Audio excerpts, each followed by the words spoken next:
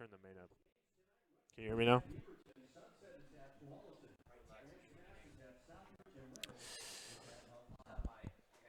Good evening, JCTV viewers. I'm Ethan Anderson, and today we're set for a pretty great night of football out here on Cronin Field. Jesuit versus Aloha. Tonight it also comes on the celebration of the class of 1969. And without any further ado, let's see our starting lineups, starting with the Jesuit Crusaders. Now, the Jesuit Crusaders have historically been very focused on a running game, and we see that reflected in the statistics. You should be watching out for Cade Wisher with 141 rushing yards and Ted Atkinson with 93, both becoming key players quickly. Ted only joining the varsity team this year. And in terms of passing, J.P. Faherty, again, just joining the varsity team this year, and actually going to tour OSU and is being actively recruited, has 117 passing yards. So those are all players to watch out for. On Aloha, you have a more passing-focused game with Ramontre Reese having 165 passing yards and Tanner Volk having 364. Regan Wilson has 219, and Alex Reed has 155 rushing, which you have to watch out for those players today. In terms of the matchup, Jesuit is number 3 in the state, and Aloha is number 18 in the state. And for you, we have a few interviews, one with our punter, Connor Steen, and one with our coach, Mr. And we're live. I'm Ethan Anderson with JCTV, and next to me I have varsity football punter Connor Steen. Connor, is this your first year playing football ever? I played football in 3rd grade, but as a cornerback and safety, so I've never done punting before. What exactly is the story of how you came to be the varsity punter on the football team your senior year? So I played soccer like all my life other than that 3rd grade year, and I tried out for Jesuit, didn't make it. And I played co-ed junior year, and then that wasn't like competitive enough for me, so decided to try out for football. So seeing as it was your first varsity debut, what was that first punt like for you? Yeah, so obviously there were a lot of nerves. You know, I was backed up in our end zone from like a bunch of penalties, so went out there, didn't have the best kick, but then the kick after that was better, so. And is this just a passion project senior year, or can you see yourself going forward with football? Well, it depends on if I improve this season. Like, if I improve a lot over the season, possibly like a D3 school or something. All right, thank you, Connor. Yep, thanks. And we're live. I'm Ethan Anderson with JCTV, and next to me I have varsity football punter Connor Steen. Connor, is this your first year playing football ever?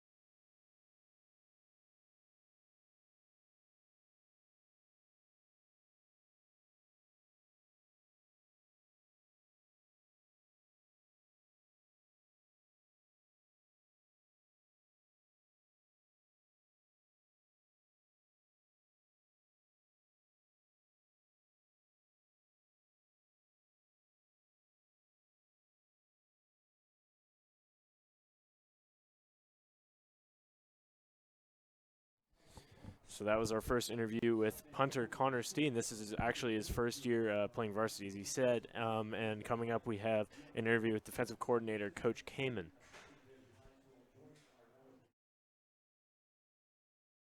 We're going to get after it in practice. We're going to rep their plays so that we know where we fit against their plays. So, you know, it's the same plan with Aloha.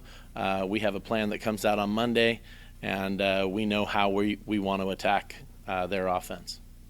So seeing that Andy's out for this year, how do you expect your team to do without him? I expect him to do really well. I mean, not having a guy like Andy on the field is certainly, a hit for us. We certainly want him out there. He's our brother. We love having him out there. But, 11 guys rallying around the football on defense are going to help fill that hole, and a lot of guys are going to step up to make sure that we're ready for any opponent we take on.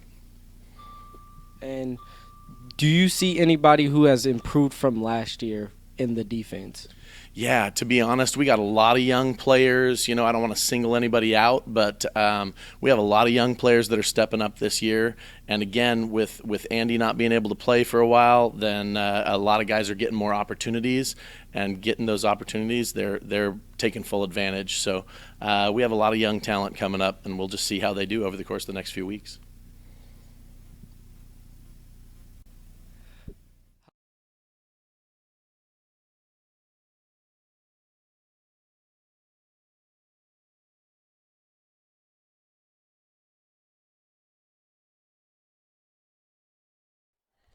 That was our interview with our defensive coordinator, Mr. Kamen. And now for a weather report, we have Marcus on the field. Marcus, tell me what's up.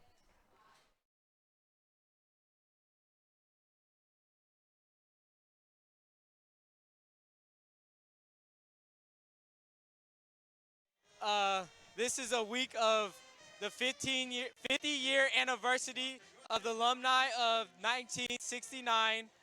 They will be here shortly during halftime. And this week, the weather today is 50, a little bit of sprinkling. And what am I supposed to say? It's going to be a great game today, and it's going to be a great night for the crowd. Everybody's going to be excited. Back to you, JCTV.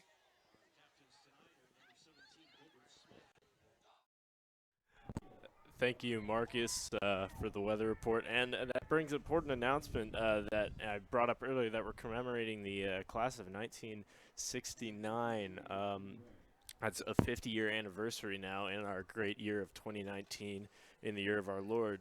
1969 was a very notable and historic year for America. Some would say there was not a more turbulent year, at least in the 20th century. The Vietnam War was raging, and as such, protests were as well. Woodstock debuted some of the greatest artists of the generation, and we put men on the moon. And so quite the year to graduate high school, and quite the year to commemorate as well. Captains are just meeting at the center of the field here to figure out who is going to kick off.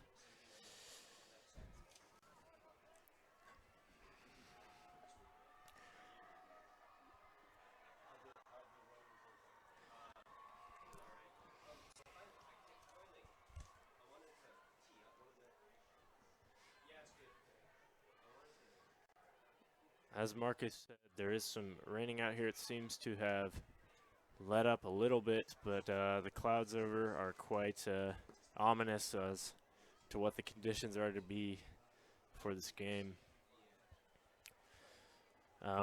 Jesuit has Jack Hyden starting, and he is one of two quarterbacks that has played. Cooper Wren, though he did have a rushing touchdown in the first game, has not started yet. Gilbert Smith is their third string, and he got in the Mountainside game, but he is not really in the conversation for starting. And for Aloha, they have Timothy Dennis as their starting quarterback and their only quarterback as well. But don't let that fool you. Aloha is supposed to be a force to be reckoned with this year, as they built their team last year and they got experience. And, well, teams are always coming out to beat Jesuit. And we'll see how well they come out today.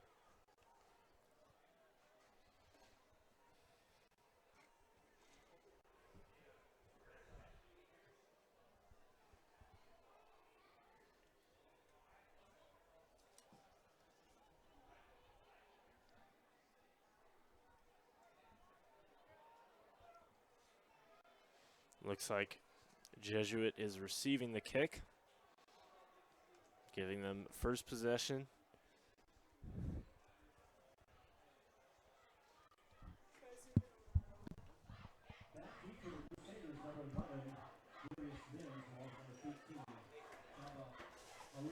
Joining me in the booth, I have Mr. Hogan, who will be popping in and out to provide color commentary for me. How are you, Ethan? I'm fantastic. How are you today? Great, beautiful, perfect night for high school football here. I see Darius and Kaba are back deep, I believe. And both of them.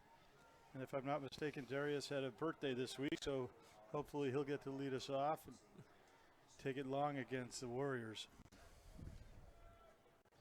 Yeah, it's an unusual situation for us, Jesuit, to be in a position where, even though we're ranked more highly, Aloha's got a better record coming into this game. And this is actually Aloha's first league game. They've only played out of league, so they're certainly going to be trying to prove themselves here. And here we go. Kickoff goes up. That's a tricky one. And he fumbles it a little bit, but he gets it. He's brought down swiftly at their own 20. Giving the Crusaders their first drive of the game here. 1st and 10. Turf might be a little slick from the rain. If I know Coach Potter, he's likely to come out running, but once in a while he surprises us with a deep pass on the first play just to test the defense.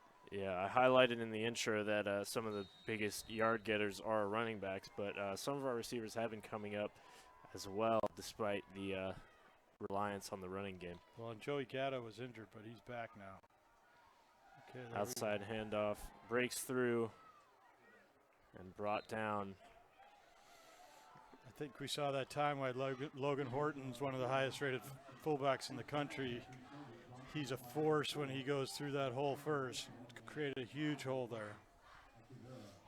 Yeah, it's certainly going to try to test all their options using some of the speed of Atkinson and Wisher, but they also have a big-time power game also in Atkinson, and that's what makes him such a force, being both speed and power. But Ethan, though, if I'm not mistaken, I don't think Ted Atkinson is out there. Isn't that right?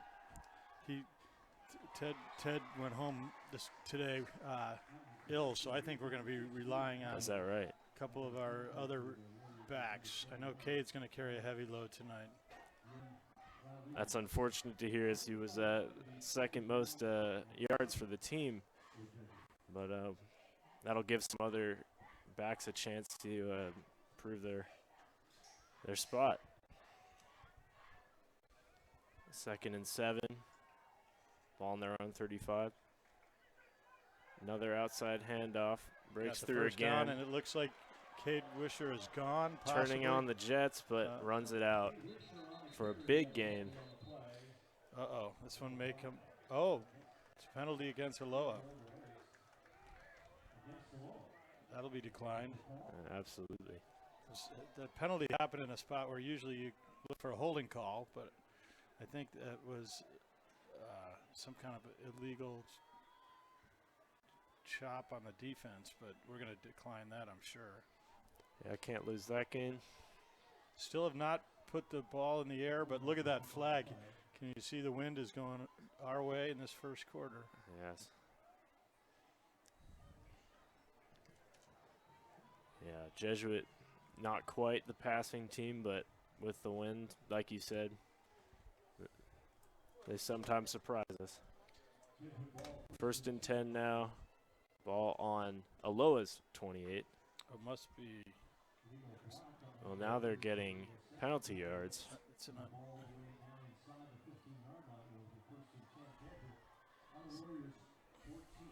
an unusual call on the defense, illegal block on the defense.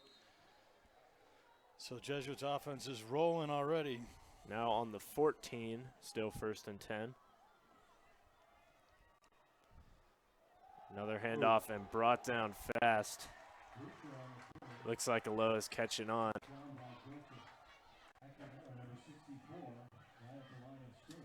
That was a big hit by Aquavera.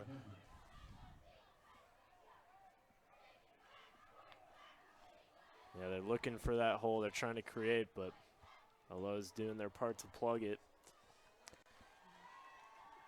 Jesuit's got a lot of skilled players this year, though. You might see Solomon Bandy get the ball in his hands. You've got different looks with Cade Wisher, who is a slicer. Outside handoff now. There goes Cade. And Cade Almost in. almost there. Yeah, and Solomon has been big on the kick returns this year, being our primary returner and doing quite well at it as well. Quinn Williamson coming into the game. It's now 2nd and 2. Jesuit firmly in the red zone here. Going with a classic tight formation. Cade's And just gonna Cade blast runs it there. in. And that's touchdown Jesuit. That's Cade Wisher with the carry. And that makes it his 3rd touchdown of the year. And I'm sure he's going to try to keep piling them on in this game and future ones.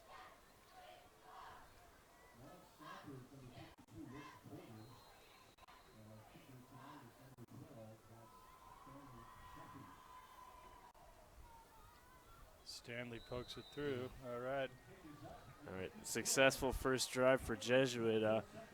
What do you think went great on that first drive? Well, what I would say, Ethan, is we just knocked Aloha back on their heels. I'm not sure that they were ready for the speed and the strength that Jesuit was bringing. The penalty obviously helped a bit too, but I'm telling you, if you watch that interior line and Logan Horton leading the backs, even with Ted Atkinson out, it's going to be tough for Aloha to stop Jesuit's offense. Certainly is, and we've seen a lot of teams try to adjust to that mix of power and skill that Jesuit can mount. And some can do it more successfully than others, but still a lot of time on the game. And it's their first drive coming up if they return this kick well. Yeah, I think not a lot of teams use the fullback anymore. I think Aloha is going to run more of a pro offense, but I think as long as you got Logan Horton back there and you got talented backs, they don't have to be big. They just have to be quick to follow him in the line. Yeah, and when we look at the biggest yard getters on the Aloha team, the top 3 are actually receivers, so we can expect if they keep a pattern that we're going to see more of a passing game for them. But they also have Alex Reed, who's picked up 155 yards for them on the running back position, so it seems they have some versatility coming for them. This one's going to get run back. Oh, good Jesuit wedge busted closes by it Jesuit. And brings it back at the 15. Again, the Jesuit players came flying down the field, and I think Aloha's going to have to learn to step up. They can't just stay and wait and absorb all that momentum. I think you guys have learned that in physics class, right? Absolutely. Aloha's now on their own 18 for their first drive, starting back, but that hasn't stopped teams before. Yeah, they're running a little bit of a spread offense. Dropping in the shotgun.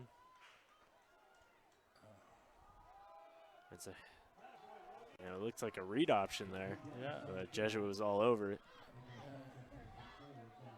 The thing about that read option look is you always leave one guy unblocked, and he's got to do a read too. The quarterback's got to make a quicker decision.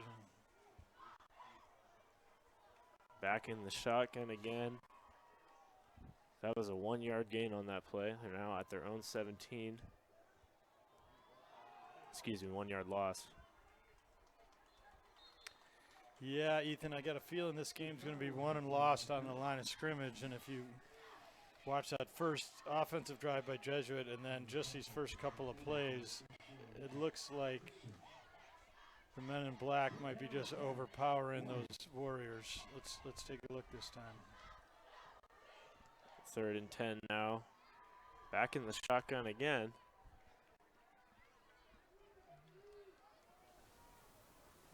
I think that's Logan Horton coming up.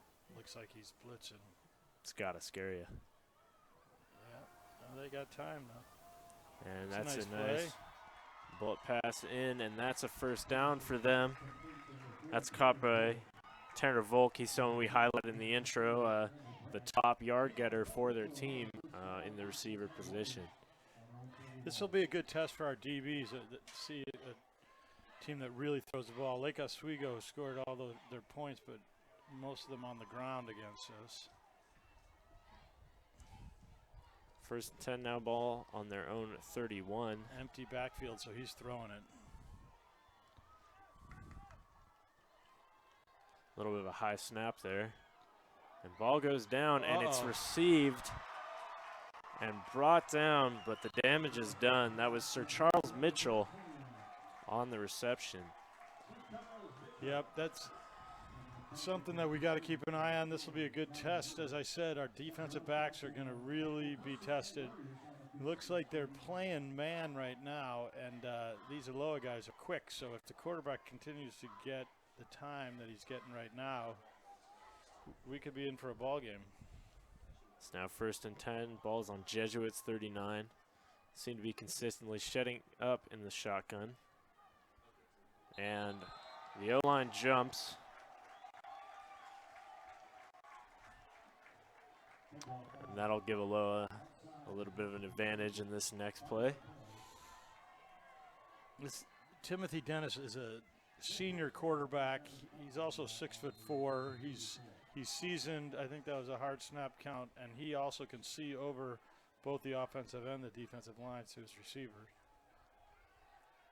A little bit of a That's rush a pass, but beautiful still throw. there. And brought down just before. That was Sir Charles Mitchell again. And there seems to be some controversy, but the refs ruled him down. Ethan, I think we got ourselves a study in contrast here. We marched right down the field without putting the ball in the air at all. Aloha's throwing the ball even in the rain and throwing it well and catching it and running with it. They haven't even set up a backfield in the last few plays, so it seems like stick their strengths. Oh, ball fumbled down, and it was called a pass on the field. Looks like they called that an incomplete pass. You might have some Jesuit fans who would disagree with that call, but Dennis was in trouble there, Ethan. Yeah, it certainly was. So you talk about the line of scrimmage, you know, that's the way to counter the pass. If you can get your guys up there and put pressure on the passer, and there's not even a pass to defend. This is a huge play. I hope Jesuits crowd is roaring because it's 3rd and goal. They need to stop them here. No backfield again. Getting predictable. Pass over. And that's Sir Charles Mitchell. He basically made that drive from Jesuits 35 all the way to goal. And if they make this PAT, then we'll have a ball game.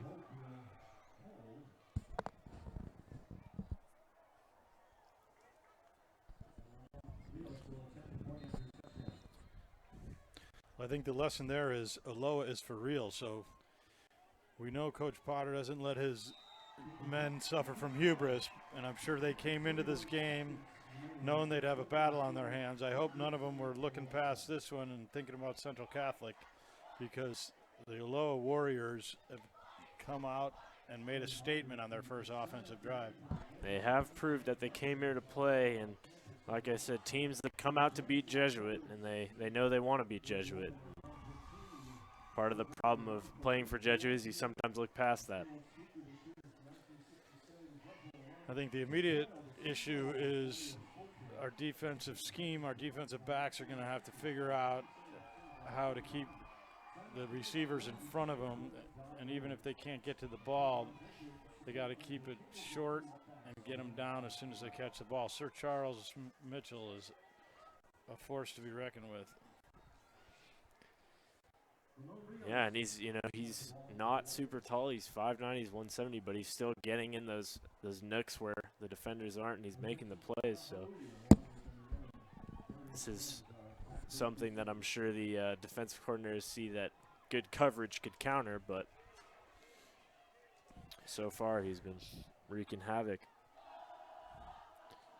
Rain is coming down a little more now, and by a little more I mean quite a bit more.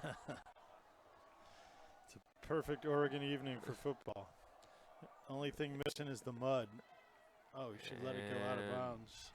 he picks it up. That's all right. That was a good play, actually. And that was Kaba. Good field position for the Crusaders here. Let's see if Aloha makes any adjustments. Jesuit hasn't had to throw the ball yet, but I'm sure that's going to happen at some point. I think Coach Potter's of the old Ohio State school, which was there's only 3 things that can happen when you throw the ball, and 2 of them are bad. And another handoff, but Campbell's brought down pretty quickly.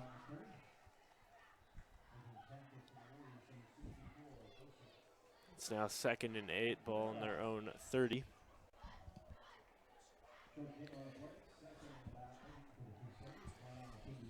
This could be a passing down here, or if they don't get a big pickup, we'll definitely see a throw on 3rd down, I think, Ethan.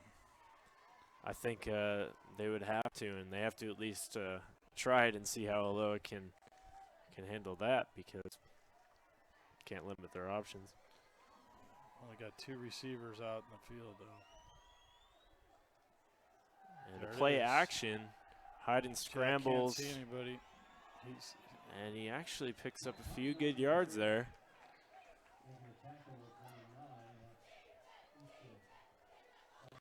Does look like it's going to be, well, likely a passing down. It's now 3rd and 3, Yeah. but they are on their own 35. Yeah, I think it looks more like 3rd and 4. I think we're going to have to throw it again, and we're probably going to have to put more than 2 receivers into the mix, Ethan. I think they have to. Let's see if we get a little pick out here on the left side. Oh, no, Instead, we're they running run the it ball. to Campbell, but he's brought down for a first. Slow and steady. Nickel and diming our way up the field. Not quite the explosive start we got last rush, but getting field position.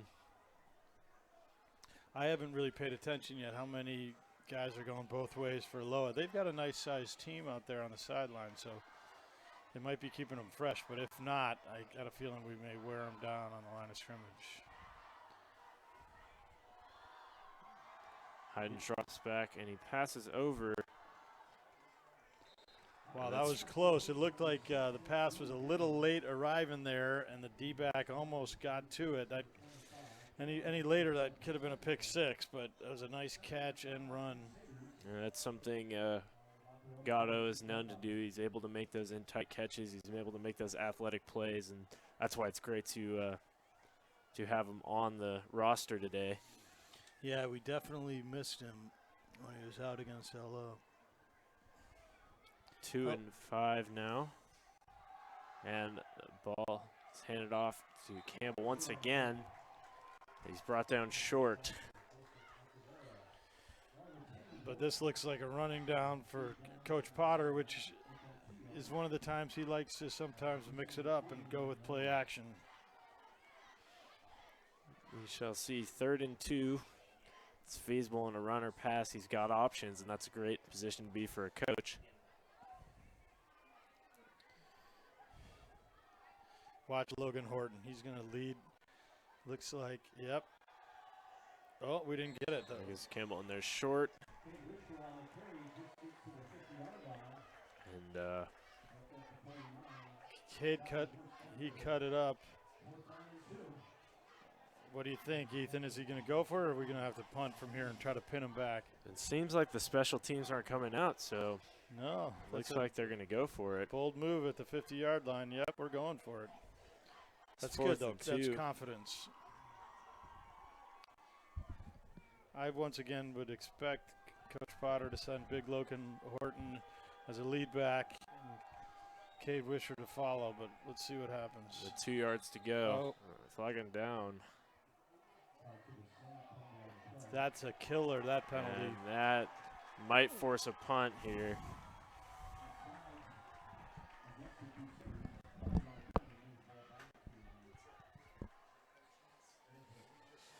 Jesuit not so successful with their running game on this play.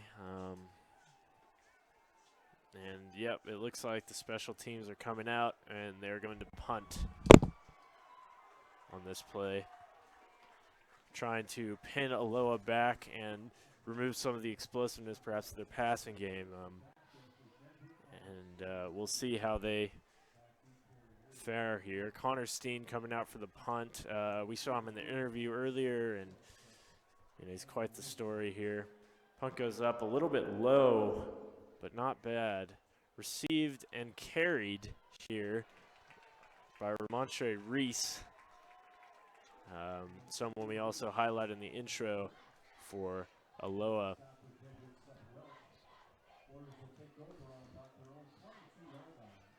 So now the ball is on Aloha's on 22. It's 1st and 10 here, and Aloha seems to be consistently setting up in shotgun. They seem to be relying heavy on their passing game, seeing as Jesuit has a lot of big actors on their defensive line that make running a bit of a pain.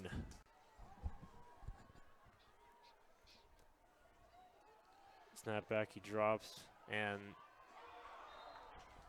that was a pure timing play that time, Ethan, and they almost made it work, but that was great defense. That looks like Solomon Bandy out there.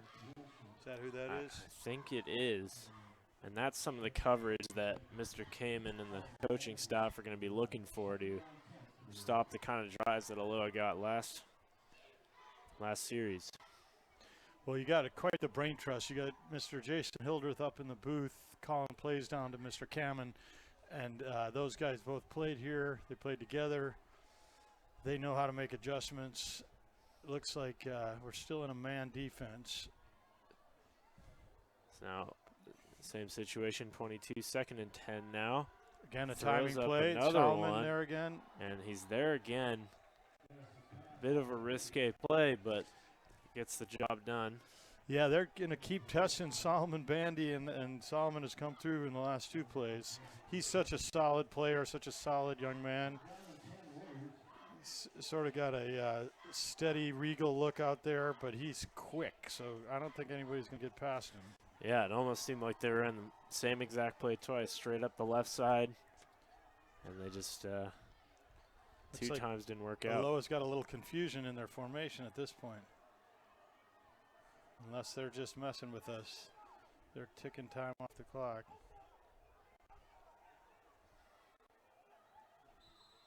Yep. And, yep, delay of game it looks like. Or they may have called a Or timeout. maybe a timeout. They were running out of time. Oh, yep. Nope. That's going to set him back. Yeah, you can see the confusion out there, Ethan, and that's a good thing for us. Anytime the other team gets a little perplexed. That's a loss of 5 on a down that they can't really afford it. 3rd down now. Here's another big play. Look at this. They got 4 receivers out on the right side, Ethan. 1 out wide. I would think we could get to the quarterback. Yeah, nobody's blocking. And they managed to get it off early, Nice. but Once Bandy again, Solomon Bandy. making the defense great on this series. They may stop testing Solomon out there. That was 3 stops and 1 set of downs. Yeah, you can't help but wonder what, they had a great passing series in the first, and they had a pretty shoddy passing series just now. So Well, now look at this. Are they gonna? They got to be kicking the ball. Is this going to be a quick kick or? They got to be punting it, but they're snapping it to the quarterback. What do you think's going on here? It's going to be a quick kick, and we're going to have to stay away from the ball. Yep, they're going back into punting formation. Stay away from it, boys. They call that poison, Ethan. You know why. And it's picked up by Aloha at around Jesuit's own 45. Or excuse me, that's actually Aloha's 45.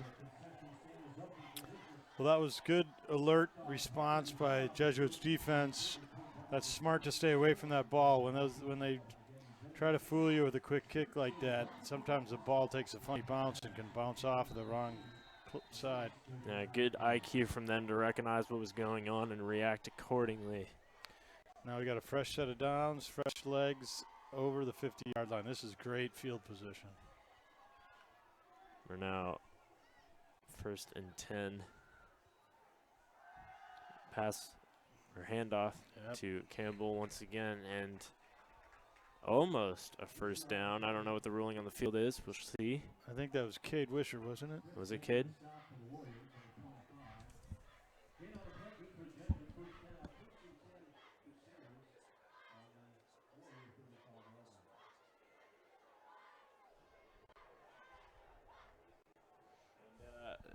Down on the field, we have our correspondent Marcus, and he's going to give us a little bit of a crowd check.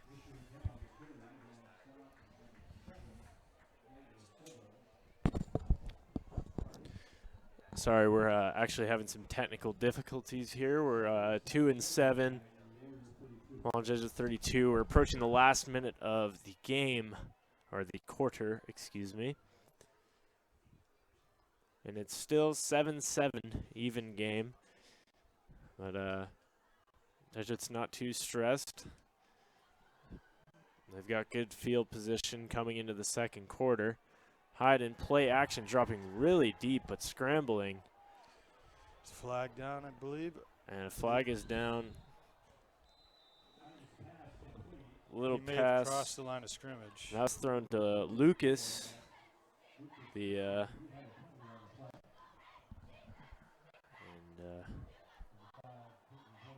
See what the call on the field is.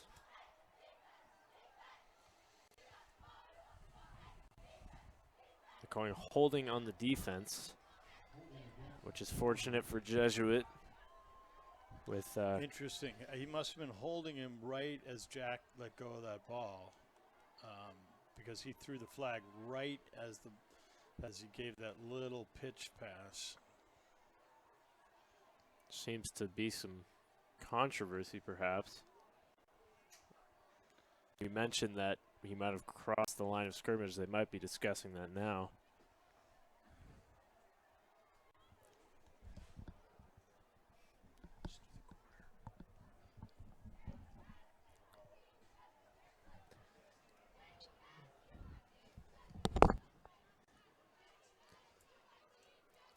The refs seem to be explaining some stuff to two players from Aloha and Jesuit. No one quite knows what exactly is going on. Just holding, and it was the initial call that's holding against the Warriors, and Jesuit now has a first down within sight of the end zone.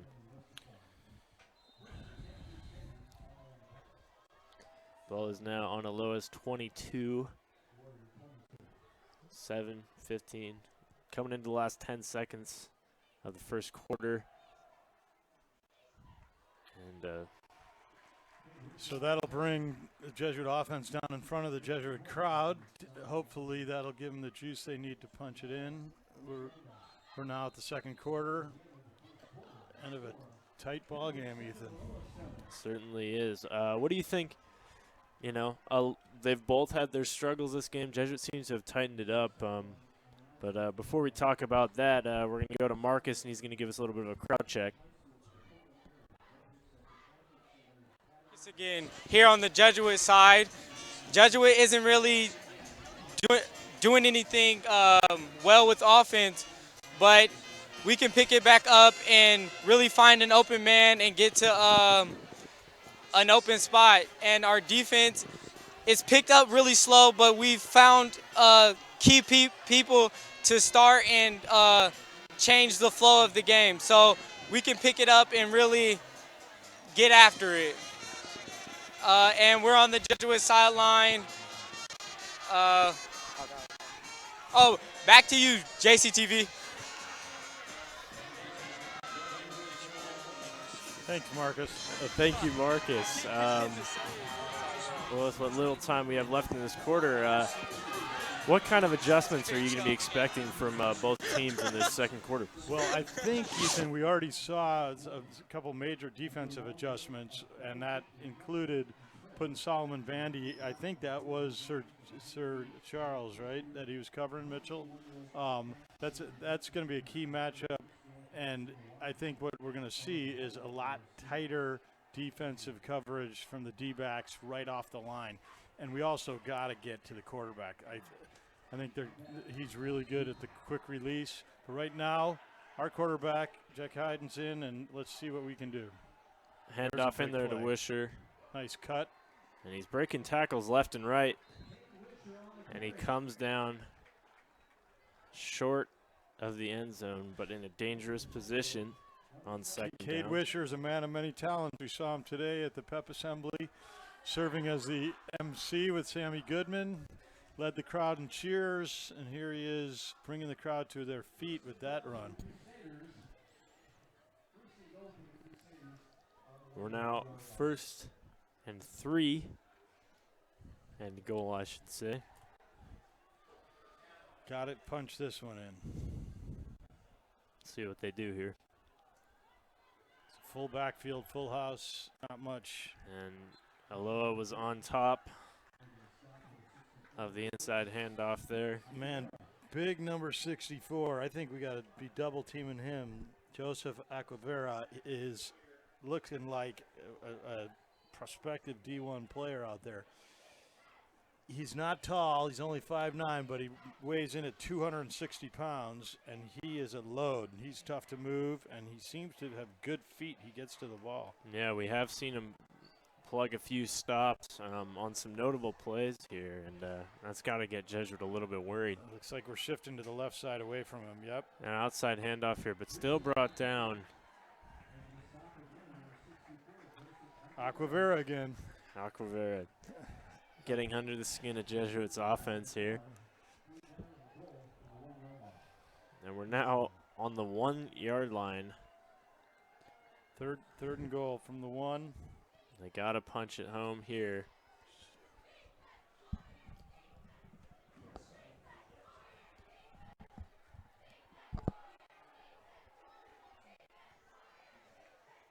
And just, was that a center sneak perhaps? That's a touchdown. So I think that was a quarterback sneak. Yeah. He just gave him a little goose, and that was a quick snap before the defense was ready. Yeah, it almost looked like the center brought it home in there, but yeah, that's not legal, I don't think either. I think the ball has to pass into the backfield. So again, nothing fancy, nothing too flashy. Cade Wisher with a couple great runs, and Mr. Shoppy with the extra point.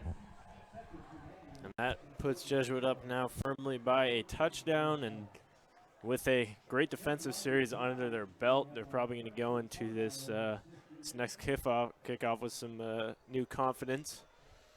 That whole exchange might have been more about experience and sort of game savvy, because we saw Aloha make a couple of mental mistakes that put them back with the delay of game, and then with the defensive holding, put Jesuit in great field position because we wisely stepped away from that quick kick. Let's see what we got here. Let's see if Jesuit can pin Aloha back. Aloha answered back quickly last time, and so we know they have it in them to do it again. I love watching these special teams guys get their chance and just fly down the field. I think we'll watch Mason Masterson on this near sideline. He's one of the wedge busters, and last kick, we just flew down there, and it was tough for Aloha to stop and get their wedge set.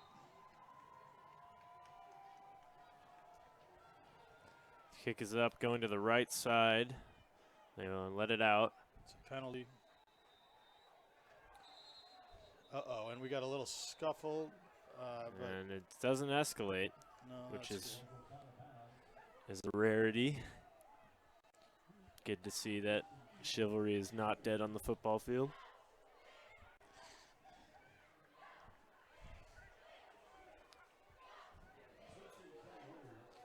that's always tough when we kick the ball out of bounds because that's, again, an avoidable mistake. That's what one might call an unforced error. But at the same time, the Warriors don't have tremendous field position. They're starting on their own 35, I believe, right? It would appear that they are on their own 35. It's Oh, no, we're going to kick it again. yeah, it We're seems just like gonna move it's it yeah, back. it's a re-kicking. Special Kick teams are team's rushing gotta out there. Constitute itself. Now the Crusaders have a little confusion. They shouldn't be needing to gather. Coach Potter's talking to the guys on the sidelines, but Yeah, there's been a few moments in this game of disorder for both teams. yeah, you'd expect that real early in the season, but we're starting to get into what I would call the early mid-season, Ethan, and traditionally for Jesuit, that's because we are used to going deep into the playoffs. But at this point, we're a little discombobulated. Referee's pushing us back 5 more yards. Like you said, Mr. Hogan, I mean, at what point do some of these what you'd call unforced errors or just, mental mistakes, do they start to become unacceptable for the coaches?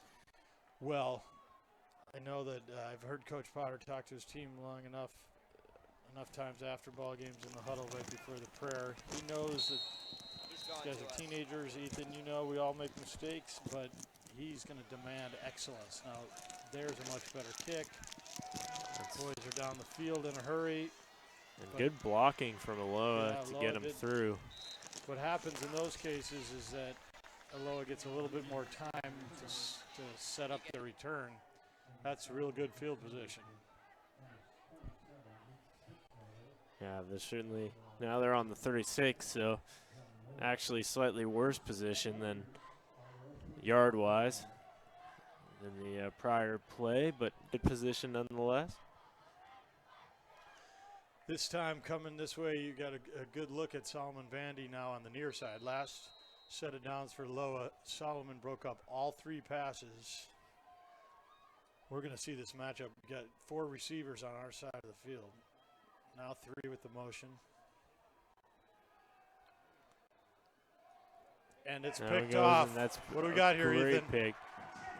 Looks like that is number 1, Campbell Brandt, for a pick 6. Are you kidding me? That will turn things around. Can we get a replay possibly from Aloy, our producer?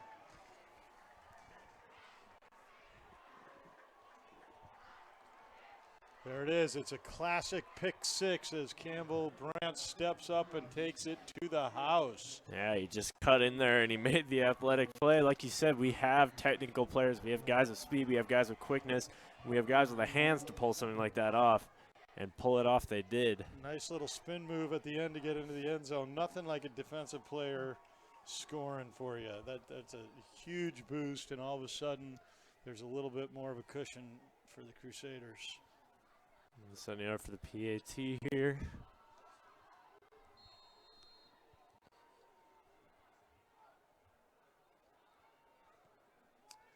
And that's good. It's now 21-7, 2-touchdown lead for the Crusaders, and they got to feel pretty good. I guess Marcus's optimism that we could pull it together and Jesuit was going to start rolling pretty soon in the second half is proven correct. That's a quick 14 points. Yeah, Aloha's got to get off their heels on this drive and do something to get this momentum turned around, because right now it seems like it's securely in Jesuit's camp. Coach Potter's guys get another chance at the kickoff. The thing about, as we mentioned, I mean, there are always going to be errors, but it's trickiest for guys on the special teams or guys who are backup players. Speaking as a former high school backup player myself, Ethan, I can tell you, when you get out there for the 1 or 2 or 4 or 5 plays of the evening, your nerves are just sky high. Butterflies are flying in your stomach, and they sometimes invade your brain. So let's see how these guys do. Another kick to left field, pretty low, but hard to get control, but he gets it. We lost our contain on the outside on that far side. But Jesuit collapses there. Slow him down. And that puts him just above the 20, a little better than a touchback. Good job by the kickoff team. That kick was low and hard. It was what we used to call a worm burner. Except, of course, in the turf, there's not many worms out there. I sure hope not. All right, Aloha now on their own 25. Number 5 had to get further instructions from his quarterback, Timothy Dennis. And it looks like they have jettisoned Sir Charles out of the Solomon Bandy matchup, and they now have Regan Wilson, another big player for them, stats-wise, on that matchup. I am not a offensive football expert, but this is interesting. They're running the spread offense, and then they mix it up with what looks like a combo read option wing T look, which could be confusing to a defense. And that one was just outside of both Ramonte Reese and Regan Wilson, kind of threading the needle there. Yeah,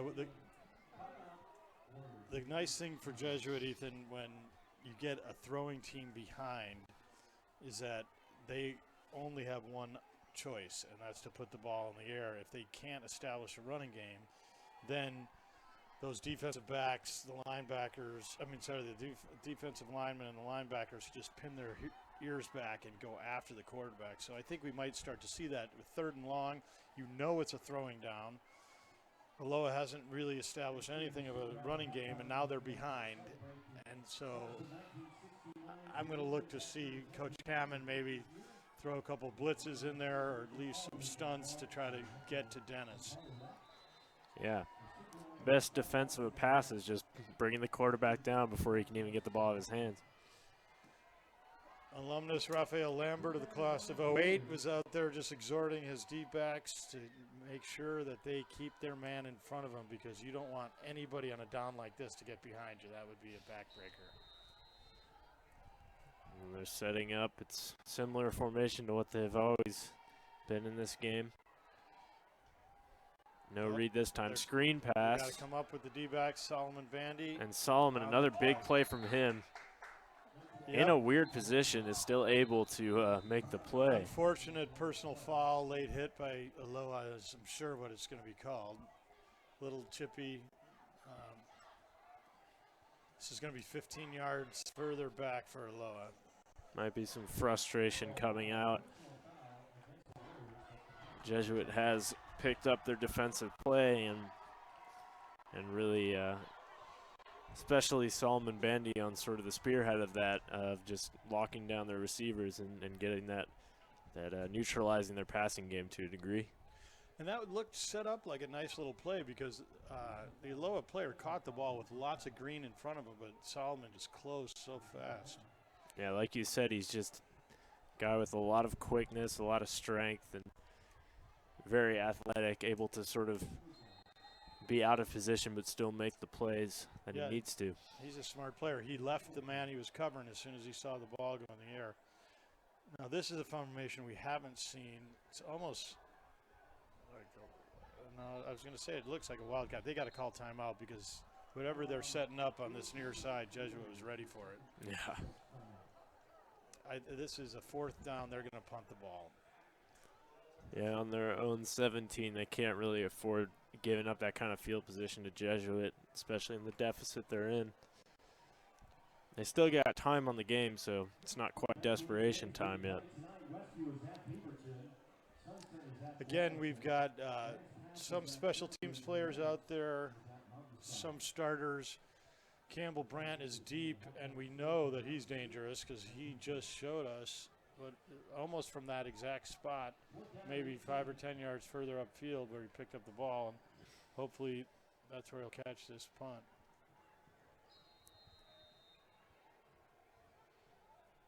Campbell's dropping back a little more now.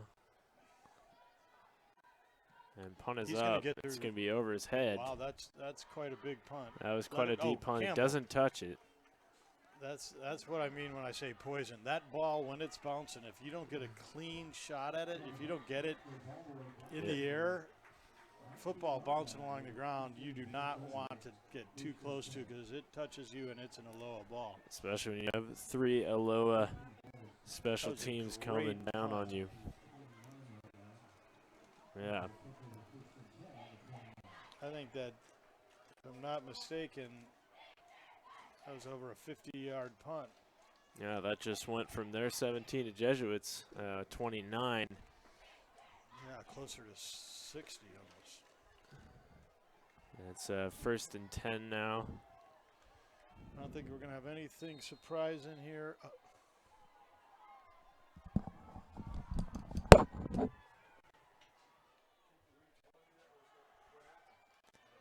And Wisher is breaking through here. Coming down the right side, he runs it out for a huge gain. And that'll be a first by a long shot. And that's the incision, and that's the athleticism he is able to make happen with this game. Jesuit now setting up on their own 43, or Aloha's 43, excuse me. It's 1st and 10. 8:12 left in the second quarter. It's still 21-7. Looks like they're making a change. Bringing in Seth Welsh.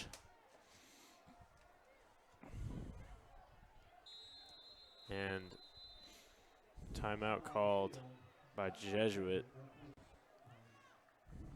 What on earth could they be talking about? Looks like Coach Andreas isn't super happy.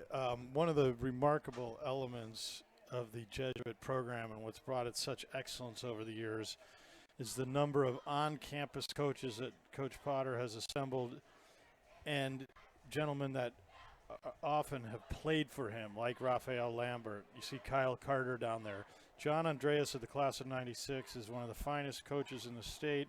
He's been coaching for Coach Potter, running this offensive line, helping to keep this offensive franchise moving since he graduated from PSU as a Viking. He played 4 years there, Ethan. Came back to Jesuit in 2000 as a history teacher. I don't know if you've ever had him in the classroom. He was my U.S. history teacher last year.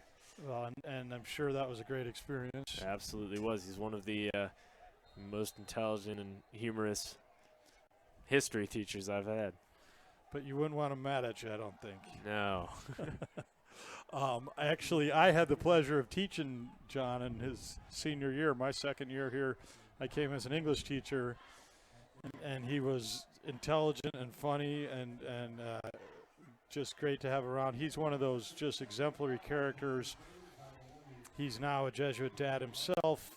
He sings in our lit band. He's just an exemplar of a man for others, and the quality of human being that Coach Potter's assembled to teach these young men how to play the game. Inside handoff, this one goes once again to Wisher, but that one also goes along for another first. It's absolutely cutting up the Aloha defense here. As we continue looking at the coaching staff, you've got Coach Gene Potter, of course, Ken's brother, who by any measure is not only a superb mathematics teacher, but the finest basketball coach in the state of Oregon and a pretty darn good D-back coach. And linebackers, actually. It's a time and play. It might be there. That's good coverage. That is Sir Charles, I believe, a two-way player for Aloha. That was either excellent coverage or he had his hands on the receiver. Maybe I'm wrong. I couldn't see from here. But he was right with him step for step. That was a good battle. That's Cade Hildreth attempting to make that play and having that man-to-man battle with Sir Charles Mitchell. Cade Hildreth, of course, the son of another on-campus football coach, Mr. Jason Hildreth, who played his college football at a little place called Princeton University in Princeton, New Jersey.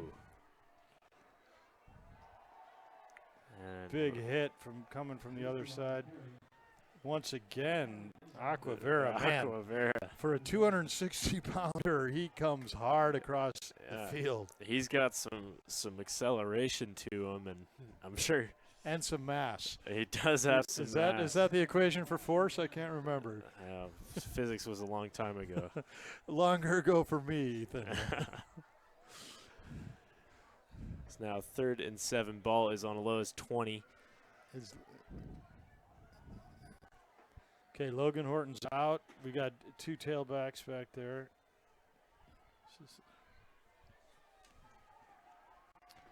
Oh, there we go. Screen pass, that could be a live ball. That is a live ball. It's a live ball, and it's picked up. That's a dangerous play.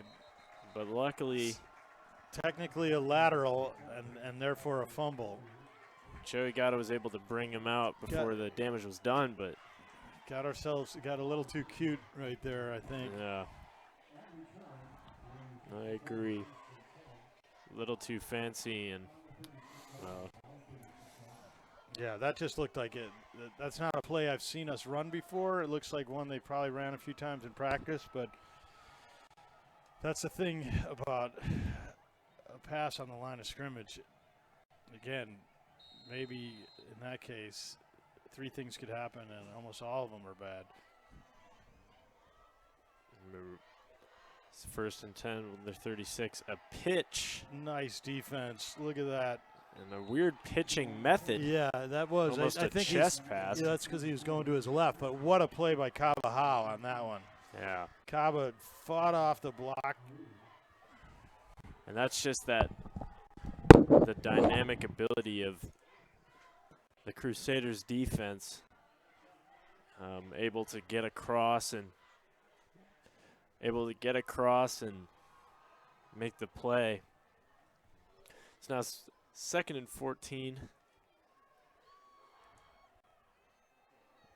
Another high snap, but a good Oh, this pass. is trouble.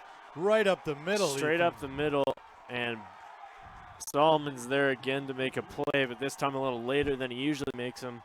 That's a big gain for Aloha there.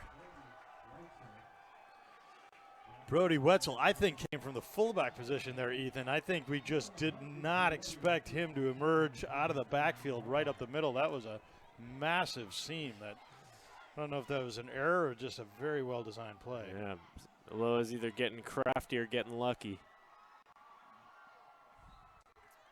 And that's a short gain there. Aloha's not giving up, that's for sure. Regan Wilson on the catch there. And they certainly do have time with 5 minutes left in this half and another whole nother half after that to turn this game around. I think Dennis is dangerous back there. There he is again. They're seeing something over there. And I think they can get those quick passes because we're trying to keep the receivers in front of us. yeah, that's And, yep. That sets you up for that old stop and go, Ethan, where all of a sudden they fake the short pass and Solomon comes up and he could blow right past him if we're not careful.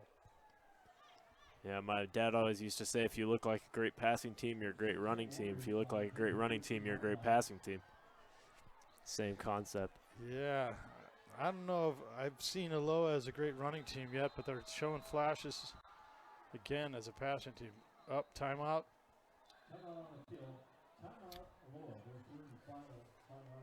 Wow. It's a little surprising that Aloha has called their 3rd time out of the first half with 4:30 left. It's good for Jesuit. I know they don't want to waste this opportunity as they're in the red zone, but they might find themselves with a desire to stop the clock as this half winds down. Yeah, seems like they jumped the gun a bit maybe, but their coaches may have an idea here that'll get them to the red zone and beyond. So, yeah, it's interesting because they had momentum and they gave Jesuit a chance to regroup down there. You can see we got 3 coaches. I think that's Coach Martinek, another stalwart human being. You got Mr. Kamen, Coach Kamen, the defensive coordinator.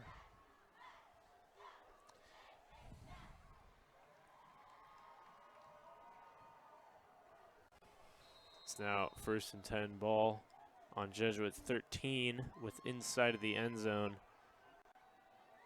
Dropping back. There is and nothing there. There's absolutely nothing. He floats one up. Nice play by Solomon Bandy. And that's Regan Wilson trying to make an athletic play, but Solomon making the right play there. You know what is interesting to me, Ethan, is that Dennis is getting time to throw the ball. He had to break out of the pocket that time, but we haven't really laid a glove on him. And that's somewhat surprising because they're putting a lot of receivers out there. Well, you got to wonder because our ability to lock down all their receivers last. Is that a hard snap count? Did they catch us, or was that Aloha jumping? Yeah, it's Aloha. That's Aloha jumping there. But we were able to lock down all their options there. And he can have all the time he wants if they got no receivers to throw to. They're successful with the shotgun too, or at least their center's good medium snapper. I think it's the same guy who's also been snapping for the punts. Okay, that's a little pick out on the right side, and that's going to be a flag on. And he brings it down one-handed. Wow, that's Regan Wilson, fantastic. That was quite a catch, and it set the Aloha fans alight there, Ethan. That was a thing of beauty, and they're right to celebrate that. I think they will likely decline the pass interference against Solomon Vandy on that one. And we'll see a replay of that. You can just see him reach his hand up and just bring it down. That was an acrobatic catch. There it is. I mean, in traffic, all of that. Kept his feet in. That was remarkable. That's, that's one of those where the coaching staff says, you know what, I'll give it to you, Aloha. Not much you can do there. Yeah, and you got to hand it to Aloha. There is no quit in these Warriors. They've come right back. Now in striking distance of a tie. If this PAT makes it, which it will. And that's one of the things I love about high school football is moments like that where number 54, you can see a big lineman get out there, Elijah Forkner. He's 5'10", 200 pounds, punching the ball through the uprights as the PAT guy. And he's been successful at it. And I think he's also doing kickoffs as well for them.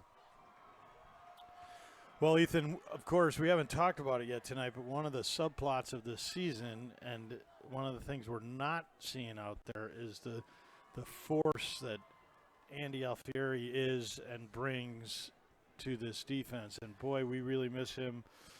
We're glad to hear that he's going to recover fully, and it should not be something that impacts him long term. But the difference that he makes, I'm quite sure he would have made a big difference in that LO game. Similarly here, we would be getting to the quarterback. I don't think we would have seen that pass up the middle that we just saw on that last series for Aloha. And Andy's such a great guy, of course, staying positive down there with his teammates. Still very much a part of this team. But, boy, what a big loss that was for the Crusaders. Yeah, and you say, I mean, he's been a subtext of Jesuit football ever since he hit the scene freshman year. And he's committed to Cal to play football, but he has been receiving some injuries in a couple years in a row. But, yeah, it is good to see he's on the road to recovery, and he does make a huge difference for this team.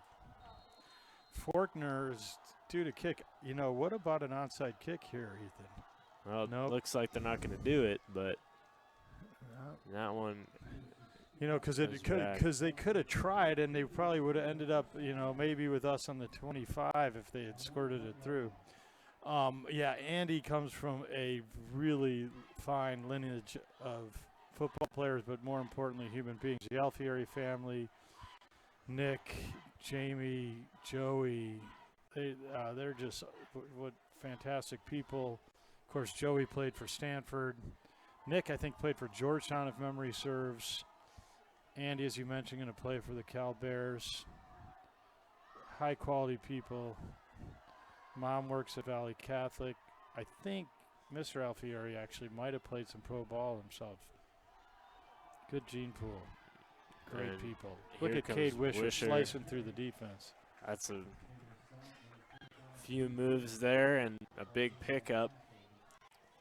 And Aloha's defense seems like the holes that they were plugging are popping up again. Think they got time to take it back down, don't you think, Ethan? 4 minutes, I think they got time for that, especially if Cade Wisher is continuing to be as explosive as he is on these runs. I think they'll make short work of those yards. Not much mystery to this offense, and There he goes cuts again. back in and just tenacious. You're like a prophet, Ethan. You're right. He made short work of that one at least. I mean, he absolutely just does not go down without getting those extra yards, squeezing out a few more and holding onto the ball to boot. You notice, too, that his receivers and sometimes even his linemen are downfield blocking for him, too. He's got a lot of support. This team is very cohesive on that running game. There he is. And, like you said, linemen and receivers did a great job to make the hole, and Cade's able to capitalize on it. And R64, Nick Noonan, the redhead, I think took care of Mr. Aquavera on that one and knocked him down the line of scrimmage. Nick's no small guy himself. He's listed at 6'2", just a touch under 300. We'll see if Aquavera makes himself known on this one.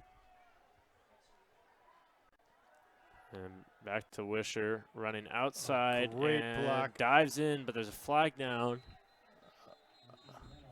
Looked like a great block on the outside, I think, by Quinn Williamson, but it's hard to say. There is a penalty, and it might have been a block in the back. Oh. It's a hold. So, I don't exactly know if it was Madden who said it. It might have been, but you could call a hold on every play in football. They just got to choose the egregious ones. Yeah. Well, and it may have been the hold that allowed Cade to get around the edge there. Okay, well, here's a test, a little gut check for the Crusaders. 1st and 15 balls now on Aloha's 21. A little bit of a momentum loss, but nothing too major. They're still in sight of the end zone.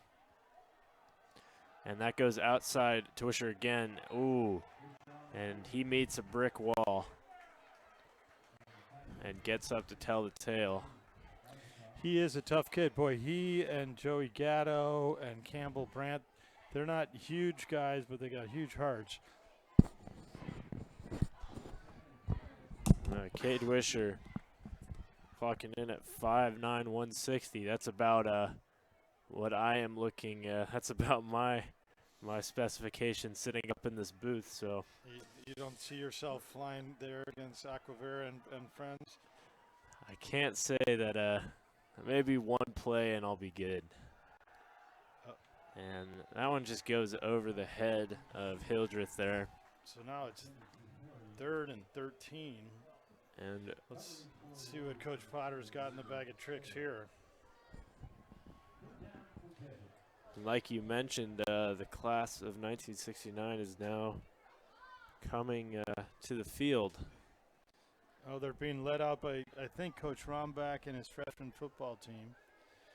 The thing about running backs, a guy like Cade Wisher or Ted Atkinson, what we don't see is the next couple of days, the bruises, all those hits, they show up on the body. Oh, here we go. Dropping back pass here, and that is beautifully threaded straight to Joey Gatto. And he stays down for a while. Yeah, Joey's hitting his hand against the ground. It looks like he's getting up, but he's not feeling good right now. He's limping off the field.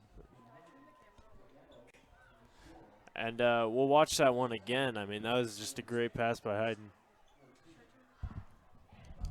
We won't watch that one again. actually. Sorry, some technical difficulties on our end.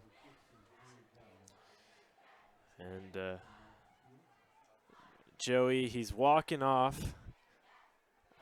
He's not being carried, but he looks okay. Maybe a little bit of a limp, but doesn't look like anything too major. But as we recall, he was hurt a couple of weeks ago as well. I don't know.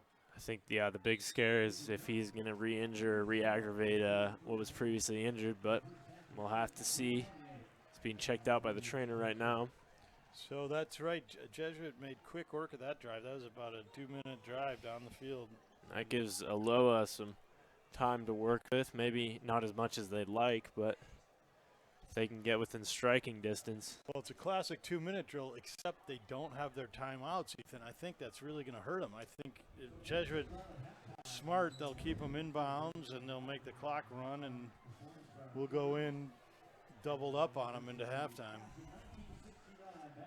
Yeah, Jesuits, they've got to be forcing them away from the sides, getting that clock running, and with some of the power they've been having at the cornerback position and the safety position, seems feasible for them.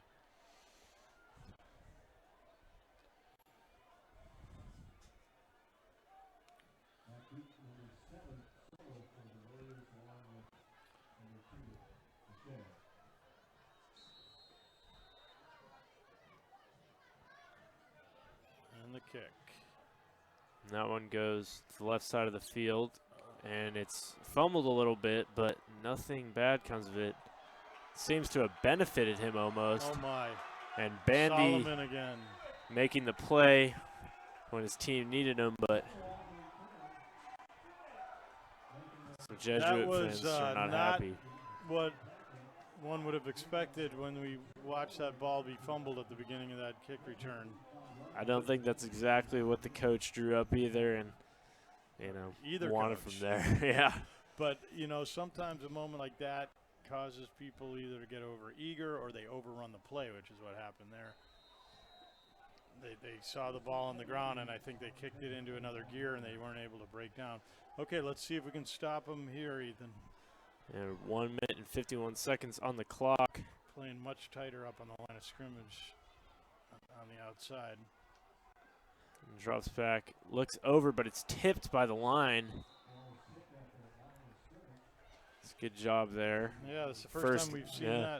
that. That's one of the things that usually doesn't happen with a 6'4" quarterback. But first line of defense is coming up big on that play. It's now 2nd and 10 with 1:48 on the clock. They're on Jesuits 45.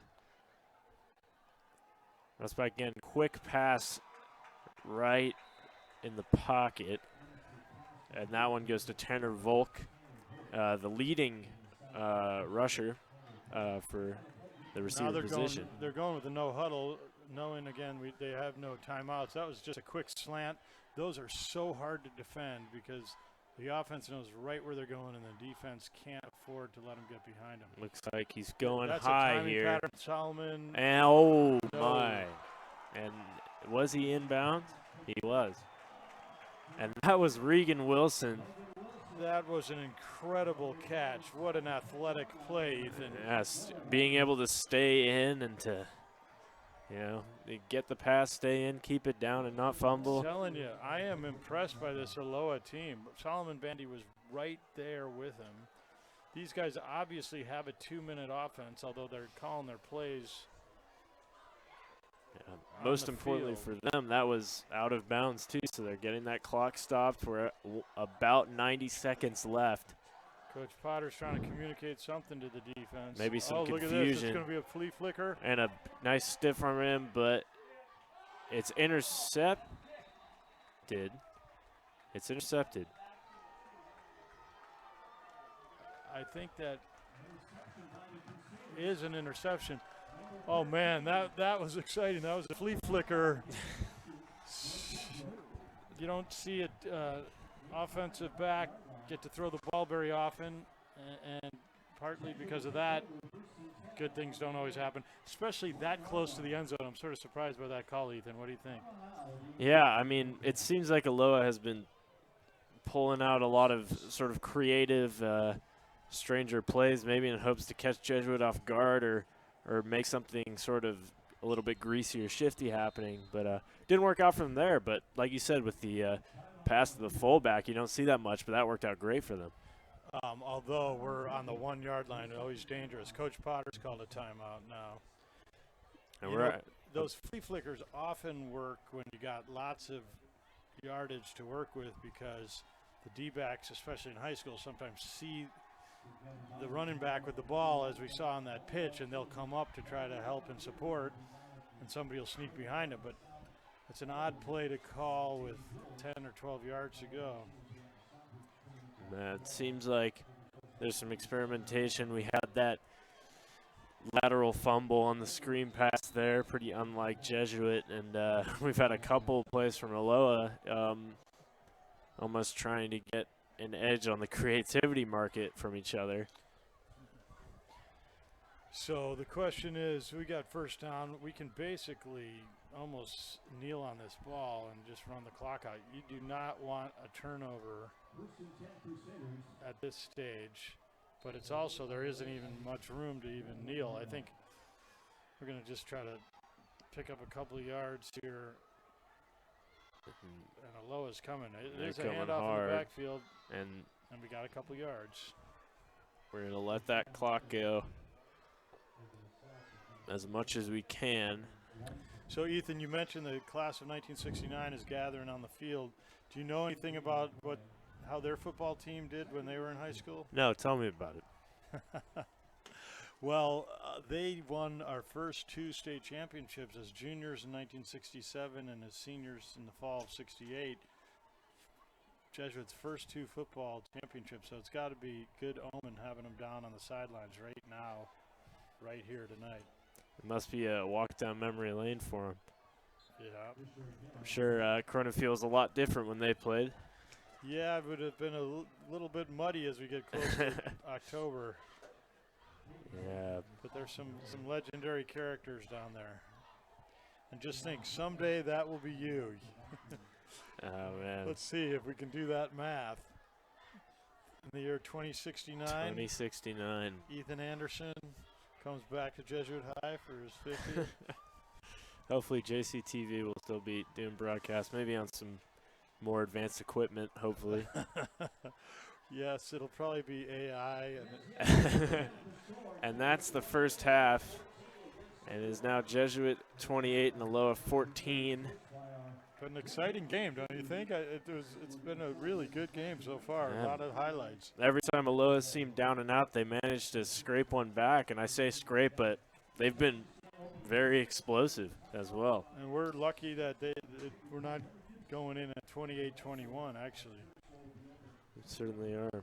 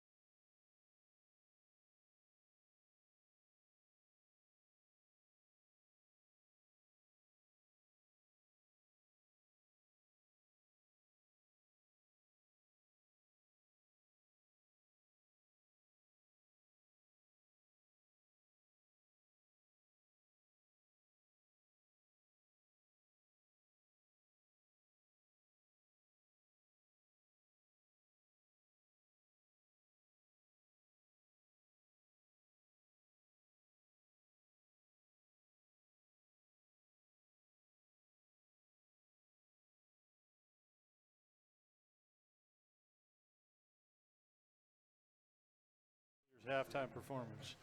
This will be followed by the class of 1969 coming up.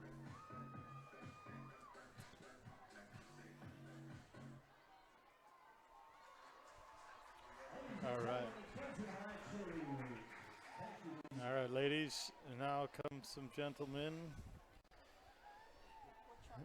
in their late 60s. How about a nice warm welcome to the class of 1969 back here today for the 50th year reunion. Welcome back, fellas. We're so happy that you're here with us today. We got the freshman football players escorting them along with Mike Prager. And so we really are happy that you're back here tonight. So these guys, I believe, We had lunch today, and then the pep assembly. being escorted by the freshmen. And they include some legendary players. Bill Carter's out there. I believe Mike McMiniman of the McMiniman family was on this team. Maybe his brother Brian as well. I don't know if you knew they were Jesuit alums and football players. Did not. And they were coached by the legendary John Allen, I believe, who before Ken Potter ever had heard of Jesuit High School was coaching Jesuit to championships in football. And there is Andy Alfieri with Gilbert Smith, I think, right? I believe so.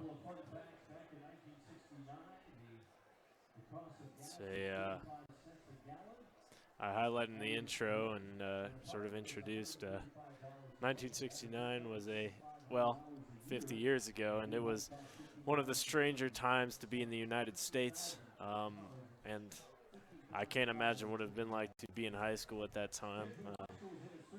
Both how Jesuit High School was and just how the state of the world. Yeah, the year that the U.S. landed on the moon in July, and then Woodstock occurred in August of 1969. Well, these guys were just getting ready to enter their senior year, and the political landscape was tumultuous. You know, we had lost Bobby Kennedy and Martin Luther King Jr. the year before. Richard Nixon was just starting his presidency. Quite a time for these men. I'm sure being back here, not only just on the field that some of them played at, but at the school they spend so much time at, brings back a lot of memories.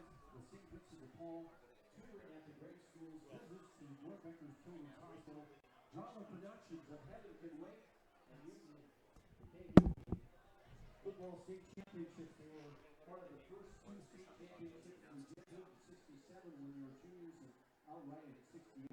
The basketball won the league championship that year. This class won it all.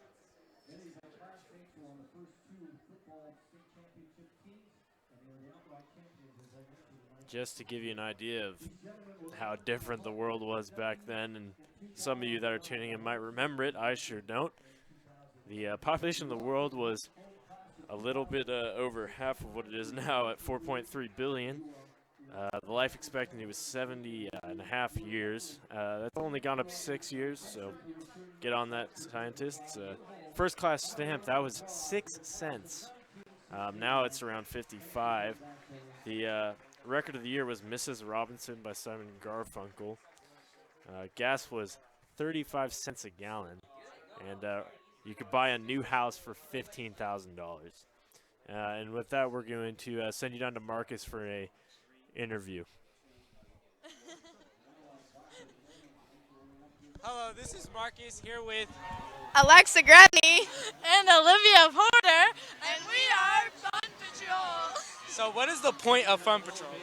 The point of Fun Patrol is to get the crowd engaged and everyone on the same level, and hopefully be like exciting and pump up the team.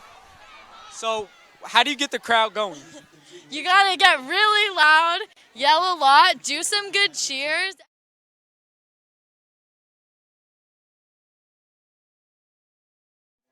So what is both of your guys' favorite cheers? Ooh, I'm gonna have to say booty drop. That's mine. Yeah.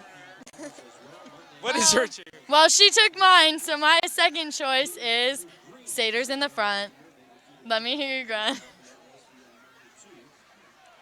Two amazing Fun Patrol people. Back to you, JCTV. It's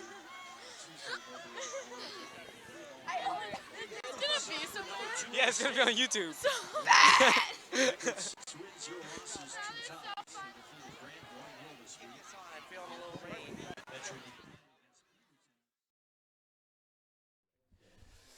Thank you, Marcus. That was a little bit of a crowd check for you. There's about 9 minutes left in the half, and we're going to sign off for now, but we'll be back with you at the start of the next half.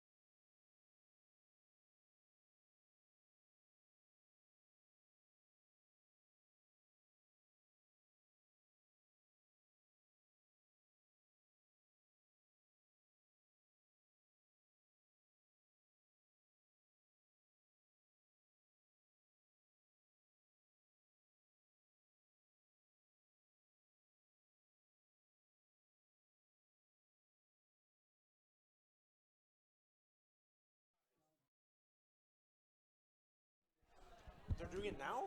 Okay. Now we're going to throw it down to Mr. Mueller, who's going to be interviewing Coach Lambert on the field. Hello, it's Marcus again, here with Coach Lambert, defensive back. How do you believe you're going to do this season? I think that if we keep coming out and playing well and making plays, I think we'll have a pretty good season. Guys just have to, do their jobs, stick to the game plan, and go out there and make plays and make sure they show up on Friday nights. How do you believe you did this halftime? I believe that in the first half we played pretty well. I mean, we gave up a few big plays, more than we wanted to, but Aloha's a really good opponent. They're coming out there and executing and making adjustments on the fly, and we just got to come out at halftime and make sure that we make the proper adjustments well to come out tonight with a victory. And what did you change differently when you were in the locker room?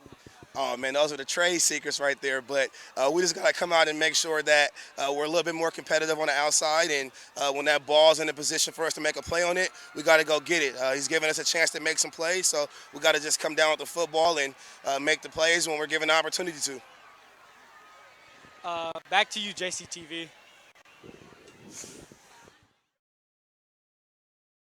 Yeah, my mistake. I did not introduce him correctly, but did great on that interview, so he made up for it. So Marcus Guntel interviewing Raphael Lambert of the class of 08. I have to crack up with Raphael's response to Marcus's question about what happened in the locker room at halftime. Oh, man, those are the trade secrets. Yeah. Good for you, Ralph. Don't give that stuff up. You never know when they're listening. And we know they're listening to JCTV, right, Ethan? Oh, man. Well, and of course, I can remember when Raphael Lambert was a student here.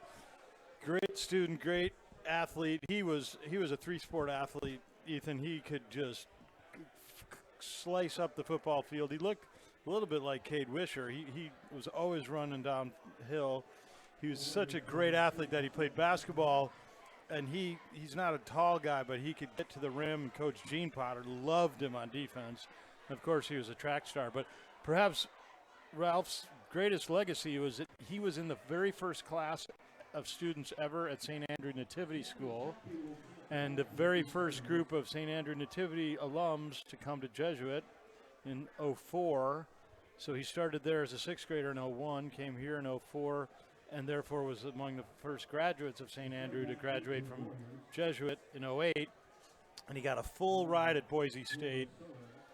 Was an English major, but now is earning his master's degree in counseling and is just an exceptional educator and coach. We're really proud to have him as an alum and to have him on our staff. Okay, take it away, Ethan. It's the second half. It is the second half, and the kickoff is up, and that one's going to the center, a little bit off to the right, and looking for an opening, and he almost finds it. I'd say he did find it. I'd say he did as well. He's a big lad, but he's also a little slippery there, and he broke a bunch of different And that puts tackles. them on their own 27, 1st and 10 right now. The first play of this second half, they're going to have to strike here and strike hard. You're right. I mean, they got a whole half to go, to use one of my favorite oxymorons, but Aloha is going to have to establish a running game or at least establish some kind of offensive rhythm here if they're going to climb back into this one, because they can't fall down by another touchdown. And they did run it, but maybe not as solid as they would have liked. Yeah, I feel like they're passing 3 or 4 times for every time they run the ball, don't you think? I would maybe even wager it's a little more than that, but you know, they've almost been permanently dropped in the shotgun. It seems to be an integral part of their offense, and I don't know exactly what the coach's theory is on that or why exactly it happens, but it seems to be sort of tuned to passing. That tailback is confused, and he also looks like he's fighting off some calf issues. He's maybe cramping up. But he's Slick not sure Field where can, he's supposed to be going. Now he's cutting downfield. And he And scrambles. there he is. Stones Maybe the he's pass. not confused. And that was, of course, Oh, my Sir goodness. Charles. And he's back after an explosive few drives. Wow, Sir Charles Mitchell, he looked like he was confused. Dennis was talking to him in the backfield. He was bouncing around, moving his feet. And then he just slipped around the right side and streaked down the sideline for that play. Yeah. It seemed that whatever misgivings he was feeling in his calves, they didn't affect him on that play.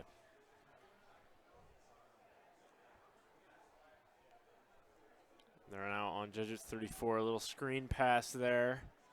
And he gets through, but is brought down. That was Remontre. Reese. Well, Aloha's coming out with a little bit of fire here, and it looks like Jesuit came out a little bit asleep on those couple big plays. Coming out, I mean, if you have double your opponent's score, that can do that to you, you know. Sometimes you get complacent and,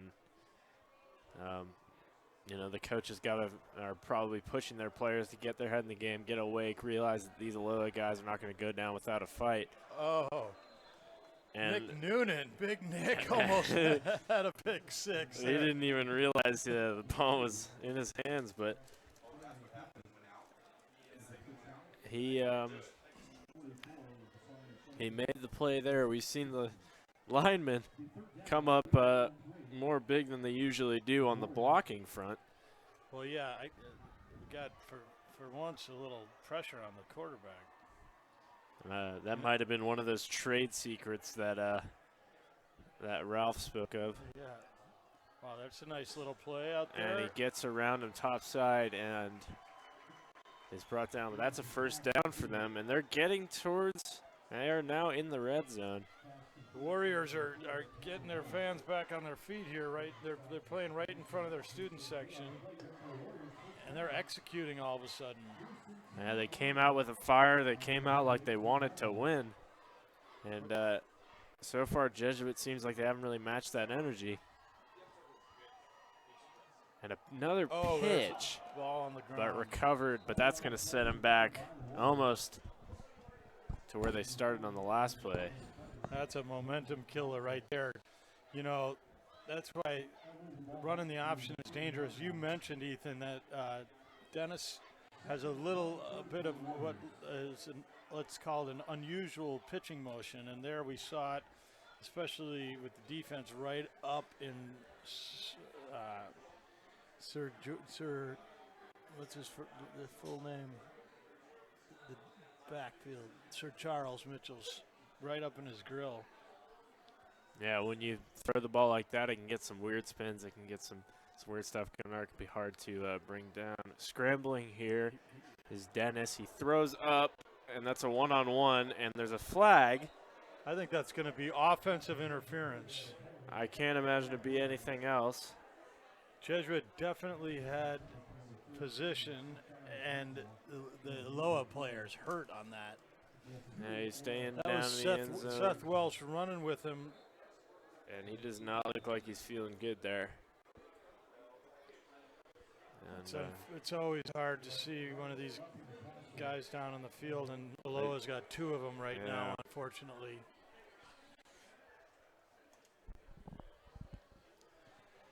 Jesuit's defense gets a chance to catch its breath. It's going to be second and very long, depending on what this penalty is. We'll talk about momentum killers. First, you get the big loss, and then two players go down. Contrast that with the Lowe's explosive start, and that's not going to feel good for them. So I wonder if Timothy Dennis, if the flag that's in the backfield you see here, Ethan, that might have been a late hit on Timothy Dennis. I was impressed that he was going to his left, and he was still able to just rocket that ball down there. And then another penalty on the goal line. So I'm wondering, Jesuit players showing some good sportsmanship there as the receiver's going back to the sideline, but Timothy Dennis looked like he took a big hit. And So what's going to be the call here? Let's see. What do you think, Ethan? Well, I think they may be offsetting penalties. seems like they're now on the 15. That would have given them a 5-yard gain. So it looks like it was a foul on Jesuit. Yeah, you're right. And that's good. Fortunate for Aloha in a time they seem pretty down and out. So Dennis is out. Tanner Volk is in at quarterback running the shotgun. This is when you can see a ball squirt out with a guy who's nervous, cold hands. Let's see what happens. Oh, Yeah. I guess Tanner Volk is a runner. Look And at this. So he is as he runs it straight into the end zone. Little celebration there. Talk about an explosive entrance. Wow, I had that exactly backwards. I thought Tanner Volk might be nervous, might not be able to execute. And we're going to run that to the replay. That's just too good not to watch again. Too good if you're an Aloha fan. That's right. Well, football is football sometimes, Mr. Hogan. That's true. You're a better man than I think that we can admire the execution as long as it doesn't impact the ultimate outcome. Jesuit now is only up by a touchdown, and it's been the story of the game is Aloha clawing back within one, Jesuit getting another and putting him back, and so this next drive is going to be woefully important for both sides. Yes, indeed. You're right about that, Ethan. Jesuit's going to have to show itself. I think this is a good test for us because I'm not sure these guys were expecting that they're going to be playing deep into the fourth quarter, but they should have been, knowing that Aloha is 3-0 coming in. And they can't take a single play off in this game, and they're definitely not going to be able to take a play off next week against Central Catholic at Hillsborough Stadium. And certainly not in one of the bigger rivalry games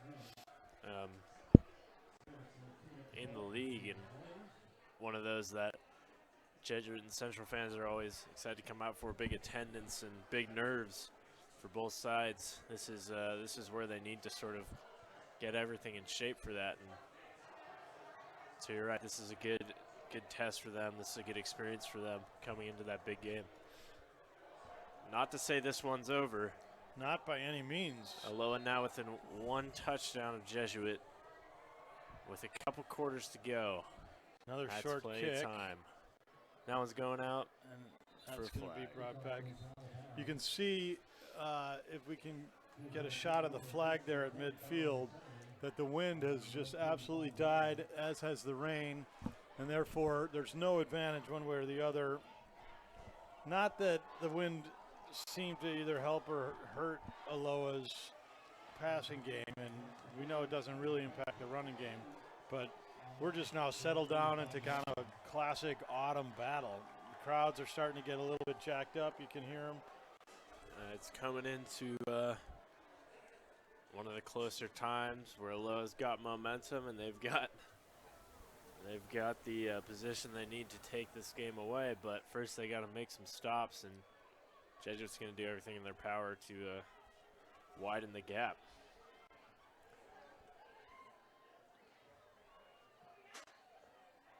Now there's some confusion among the zebras out there.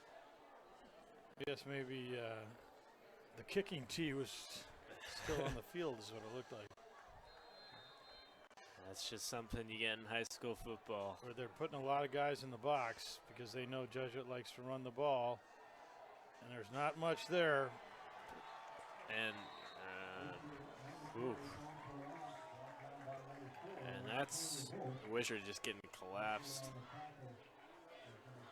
Not a whole lot of room to run there, Ethan. No, they read the outside handoff and they certainly locked it down. Let's see if we can spread the field a little bit more. I think that as long as they know we're running the ball, they're going to keep bringing a bunch of those big linemen into the box. Now we're spreading it out. We got trips out wide on the left. And the ball's going to go in the air. Jack doesn't have a lot of time, but he gets it off. And it's a little bit over the head there of Campbell Brandt, I think that's it is. Campbell, yeah. You know, that's a bit of an oddity in what you called in the first half a game of contrasts, and so far that's proved true. First pass we've seen from Jesuit in a while. This is a big play, though, because if we don't execute here, we might be giving Aloha pretty good field position, only a touchdown down. So let's see what we got. Once again, we got triple receivers out on the left. It's a 3rd and 12 Keeping a blocking situation. back. Cade Wisher's in. Nice pass. Just a little long. And that puts us 4th and 12 on our own 33. Can't help but punt it here, I'm afraid. Not a hugely impressive set of downs for the Crusaders on that one, Ethan. No, it certainly wasn't, and not what they needed with momentum now firmly in Aloha's hands. And you can see the players on the field, they're getting riled up, they're clapping there. Looks like they may be coming after this punt. It seems like they are. Yeah. And Aloha is going to have really good field position. I don't know why he's coming up to the ball like that. And that ends up just a little bit lower than Jesuits, or Aloha's own 40-yard line, right on the 38, 1st and 10.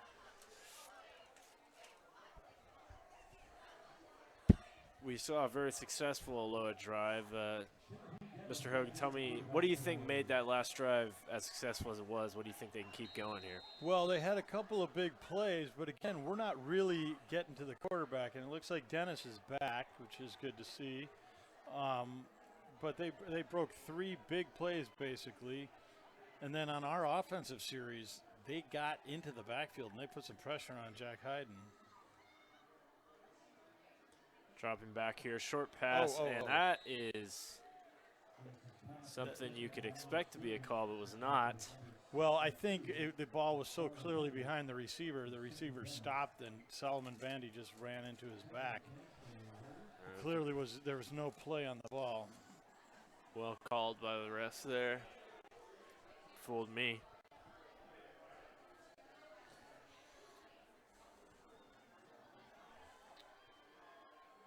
So Aloha again has 2 split out wide on the right, 1 wide on the left, and he's throwing the ball.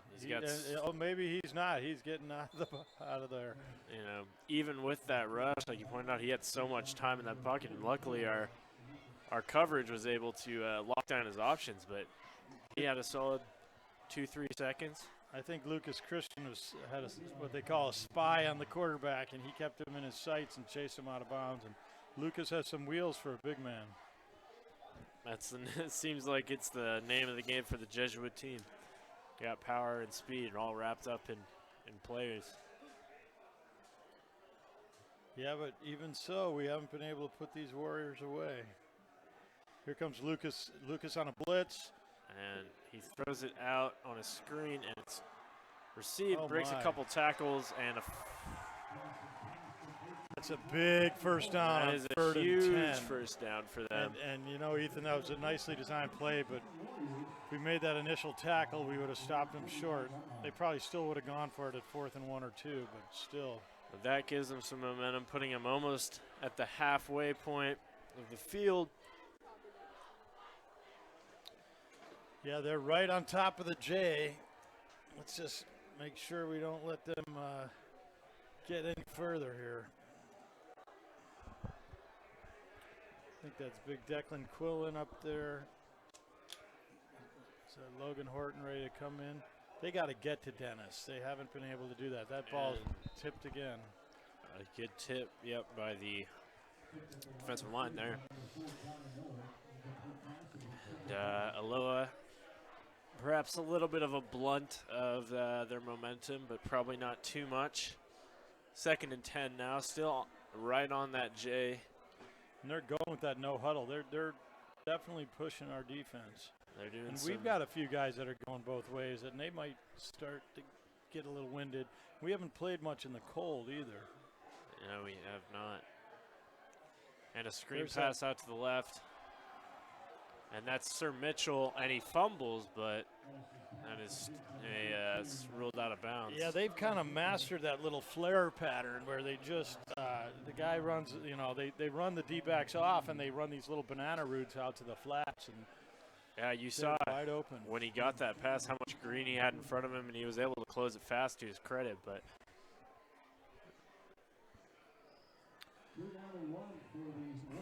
so here we go. Now it's 3rd and 1.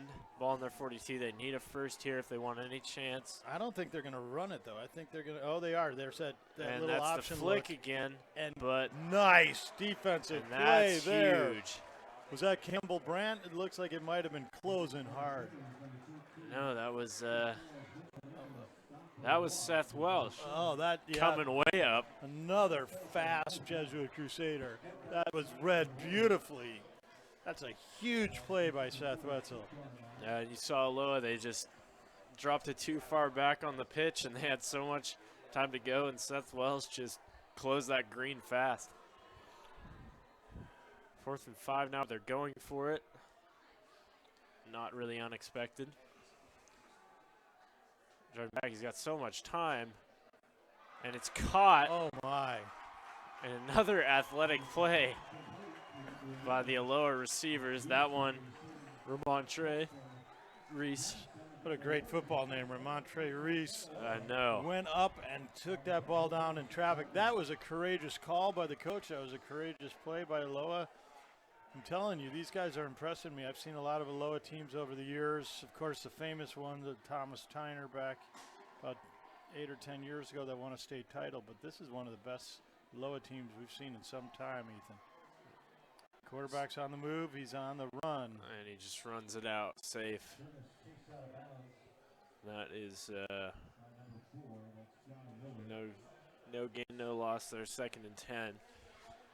Jesuit's got to put together 4 defensive plays. That play by Seth Wetzel, I was thinking that could have been one of the turning points of the game if they had stopped him on 4th down. But we need to be able to shut this offense down 4 times in a row, especially now. We know they're not going to punt on 4th down. Yeah, based on it. If I was a gambling man, I'm not sure I'd like those odds based on these last plays, but might be time for a turnover. A little bit of a high snap, yep. Now one goes over to Rilo, and there's a flag down, and he's brought down just before the line of scrimmage. And we'll see what the call on the field is. Yeah, it's hard to say. When you get those piles, there's about 500,000 things that flag can be came saying. in the backfield right about where the linebackers sit, which is where the ball was thrown. It doesn't look like it would be a hold. It's a sideline warning. So that's not actually a penalty. It's just interesting. That's just a reminder to Coach Potter to perhaps keep either himself or his players from getting too vociferous and let the guys on the field do the work. Yeah, the lines are there for a reason. So now we're at 3rd and 7. Aloha. They've got 2 downs now to make something out of this. 2 more huge plays. You can Make hear it the first. crowd getting riled up. They're getting really riled up. He drops back He's deep, got and he tons of throws time up to and an a wide open receiver. How did that happen? That's just a breakdown on defense. And that's Tanner Vogt. That's his 2nd touchdown. 1 from the quarterback position, now 1 from one wide receiver. Yeah, he's an athlete. Boy, each time he comes in, he pulls a surprise. We're going to throw that one to the replay because, I mean, you just got to watch how wide open he was in there. How did Tanner Vogt get so open? I mean, there's not a guy within 15 yards of him. And that's vision from Dennis.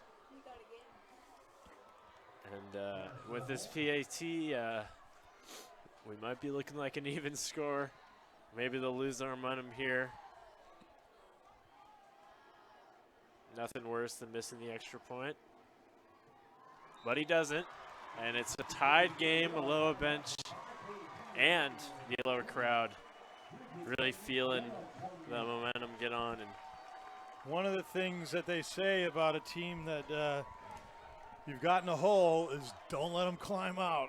Now, as you say, Ethan, Aloha's got some momentum, and even worse for the Crusaders, they believe that they can win this game. And anything can happen in high school football, and we're seeing it happen right now. You got two very good teams. Aloha is quite impressive. They're obviously well coached, and they've got some athletes out there. And football team seems like they're getting a little frustrated trying to get the Jesuit crowd a little more active, get the players going.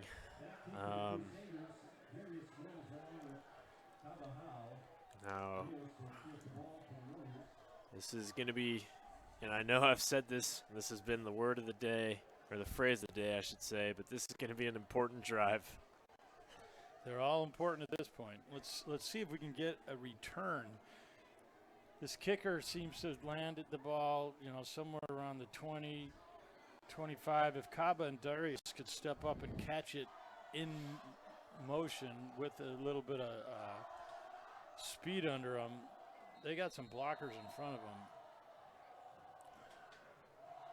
Let's try to execute, gentlemen. There it is. Oh, it's a deep one, actually. This into time on the center a little bit, but he's going. And we do have a little finding a gap on the right and just running it out. Darius, a nice run back. There's Mims, the junior, one of the younger starters on the team.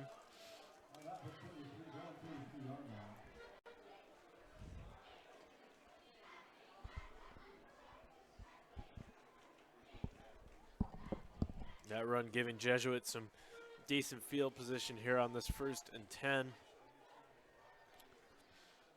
It is 5:36 on the clock in this third quarter. It is now tied in case you took a break.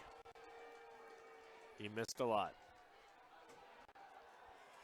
Cade Wisher cutting through, and that's another big carry for him. Not his biggest, but making the plays that need to happen.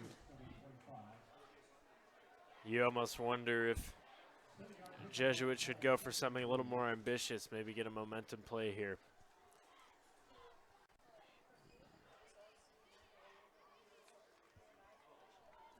Second and 3 now. Ball is on their own 40.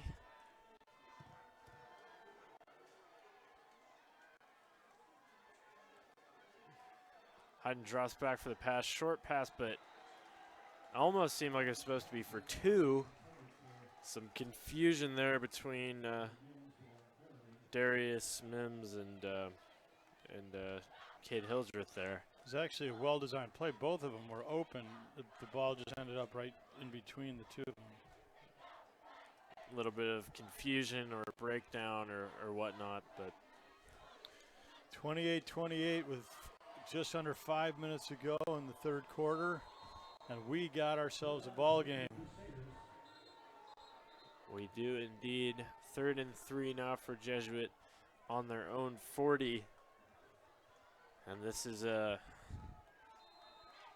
one of those testing moments for them and for this Jesuit offense. And the handoff there, and he gets through. That's Cade Wisher, and that's for a 1st down. A great run by Cade. Nickel and diming their way up the field.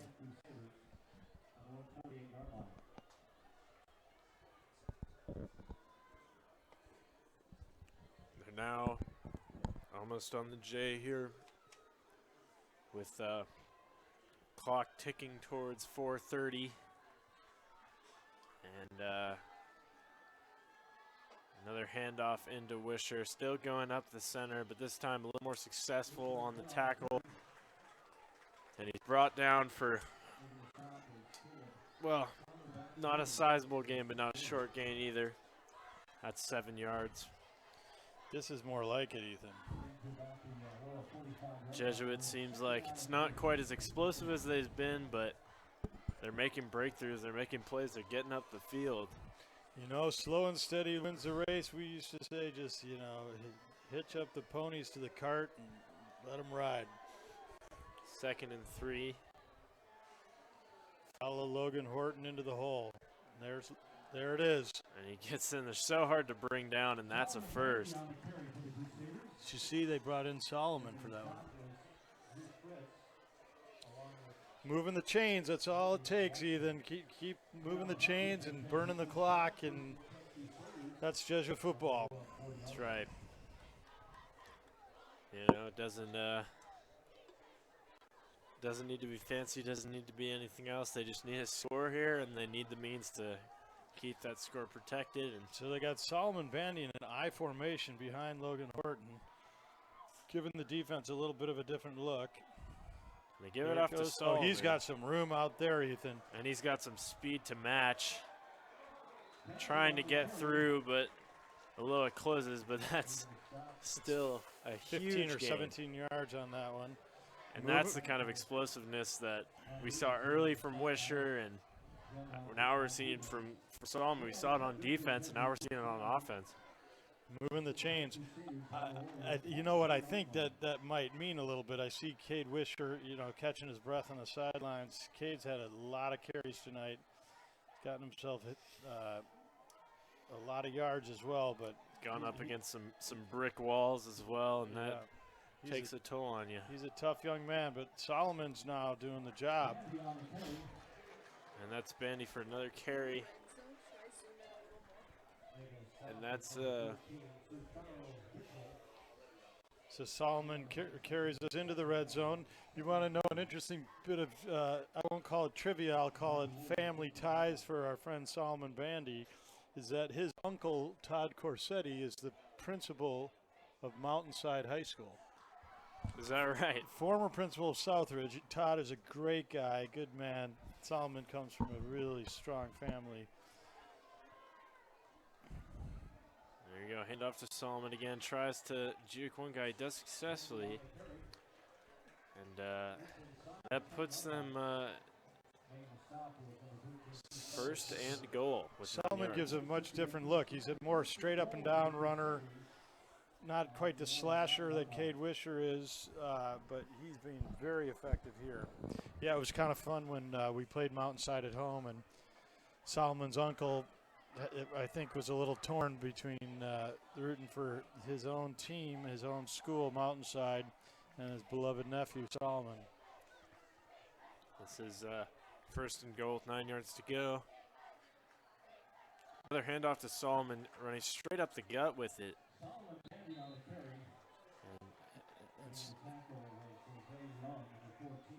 And I will say, Solomon, Cade Wisher, Campbell Brandt, when he had the ball in his hands, they're holding on to it, which is great because that's tough when you get hit that hard. And especially the way Solomon runs straight up and down with the ball swinging by his side. But he's a smart player, good student, good person as well, and so far he's really doing the job. Yeah, and it's important to note that. Save that lateral pass. Jesuit has no turnovers. Solomon getting brought down behind the line of scrimmage there. Of course, we should be careful. We don't want to jinx ourselves, too. You know what they say, you never talk to a pitcher who's hitting a no-hitter. A pitcher who's throwing a no-hitter. They're bringing in new personnel. That's good. Keeping it fresh. Yeah, that's. We haven't seen Cooper run behind center yet tonight, but he gives a different look as well. He does. Jack's having a good game though. And ref, there's a timeout here. Jesuit. Interesting call on near the goal line, right at the end of the third quarter. And there's 14 seconds left in the third quarter. Not necessarily a time issue, but perhaps a momentum one. Well, so Ethan, I may want to take this opportunity to talk a little bit about a cause that's very close to my own heart. Are you familiar with the Walk for Joy that's happening on Sunday? I am familiar, but I'd like to hear more about it. Well, it might take us even into the break between quarters, but this is the 20th year that Jesuit High students have been raising funds for Portland's own Children's Cancer Association. That started back actually in 1998, but the first event was called the Fat Daddy Ball in 1999. It was the first of 4 annual rock and roll concerts for CCA that actually The McMiniman family, who I mentioned earlier, helped us to host at the Crystal Ballroom. So after this play, maybe we'll pick it up there, pick up the narrative at the break between quarters. I'd love to hear more about it. 3rd and 4 now, and that's four yards to the goal line. And Hayden drops back and he throws out, play. and that's incomplete there to Lucas Christian. That was a very well-designed play. But they're now Just didn't quite execute. That's a tough one going backside. 4th down, but they have an opportunity here. This might be the play of the game so far, and this has been a thriller. But, man, we got to get in. You see Joey Gatto coming in. Is that Cooper Wren? No. Let's see. They bring in J.P. Faherty. We highlighted him in the intro as someone who's just starting this year, but he's made big shockwaves, and he's a big guy, and he's a great athlete. And if I had to wager, they're passing on this one. Think that ball's going to Joey Gatto. And it touchdown. And that's Darius Mims. What a beautiful play. Great throw, great catch, Ethan. And almost seemed like it went exactly as the coach wrote it up. And that's what great teams have to do. When the chips are down, you have got to execute. And that was a great play. And the unsung heroes of that one were the offensive line. Because we'll have to take another look at that one. Just the beautiful execution of the play. Watch the line moving on this. Everybody's eyes are on the skill players. And Jack Hayden also really executes. And Miz able to keep it in two. He didn't have a whole lot of real estate, but he had enough. And while we were watching that replay, we had a little activity out on the field. And I think Aloha thought they blocked the extra point, but there's a flag down on the field. So let's just see. This could prove crucial. Yeah, losing, no going up flag. by 6 and not 7. They're waving the flag off, so now you're right. The Crusaders are up only 6 instead of 7. Yeah, that takes a little bit of the momentum away, but not too much. They're still up, but there's still another quarter of football to be played. And we're going to have people walking back and forth across the field because we're going to be kicking it from east to west, and then presuming we make a tackle on the kickoff, we're going to be watching Aloha walk all the way back down to the west side of the field.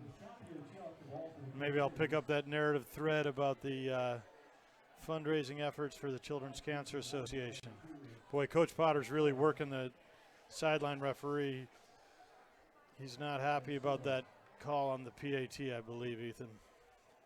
How could you be? It's an unfortunate thing to happen. But it's behind them now, and they just need to focus on good defense and good offense and sealing out this game as the third quarter comes to a close and the fourth quarter quickly approaches. Got to really focus on making a tackle on this kickoff. They've been pretty slippery the last couple of kicks. That's a clean catch. Oh, we're down there in a hurry, and he's in trouble. That was not a good all over ball. Him. Is on the ground, and that's a fumble. Fumble and that.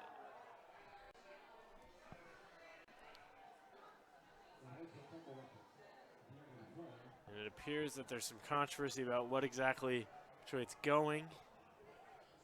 And it looks like it was recovered by Aloha. But still, that puts them in pretty shoddy field position. That's a deep hole, and as I said, they're going to be moving from west to east, and they're on the 10-yard line. And that is the end of the third. So shall I fast forward a little bit? As I mentioned, 20 years ago, we started doing some fundraising at Jesuit High, and that was because, Ethan, a young woman named Melissa Zimmel, who was a survivor of 18 surgeries on her hips as she battled Ewing sarcoma, came into my office one day right after I'd been talking to Miss Mary Alice McMiniman about the ravages of cancer. And we started raising money back then, and that's continued till this day. And now, as I think you know, we will have about 500 students from all 6 of the Catholic schools in Portland. So that's Valley Catholic, LaSalle, De La Salle North, Central Catholic, St. Mary's Academy, Jesuit High School, coming together to walk, raise money, raise funds, raise awareness. This is Children's Cancer Awareness Month, actually, September is. And we really have a lot of fun because LaSalle and De La Salle North will meet at Central Catholic, and we'll meet with St. Mary's Valley Catholic at St. Mary's. We walk across the river and meet on the Springwater Corridor, and everybody goes to Selwood's Riverfront Park for a mass and celebrate community, Catholic schools coming together in service and enjoy. And it really is one of those moments that I'm so proud of our students. Here we go, back to football. Back to football. Well, that is a heartwarming story, a heartwarming event. We're now back. That one goes shallow. Oh, that's going to be a and he gets tough tackle. And a little surprised the flag didn't come out on that one, Eloy. What do you think? Well, yeah, that he almost looked, he hooked him a little bit or brought him down, but it looks like the Jesuit player is actually the one that's down there. Yeah, it is. Who is it? I can't tell from where we're sitting, but he's up. In rugby, we would have called that a high tackle.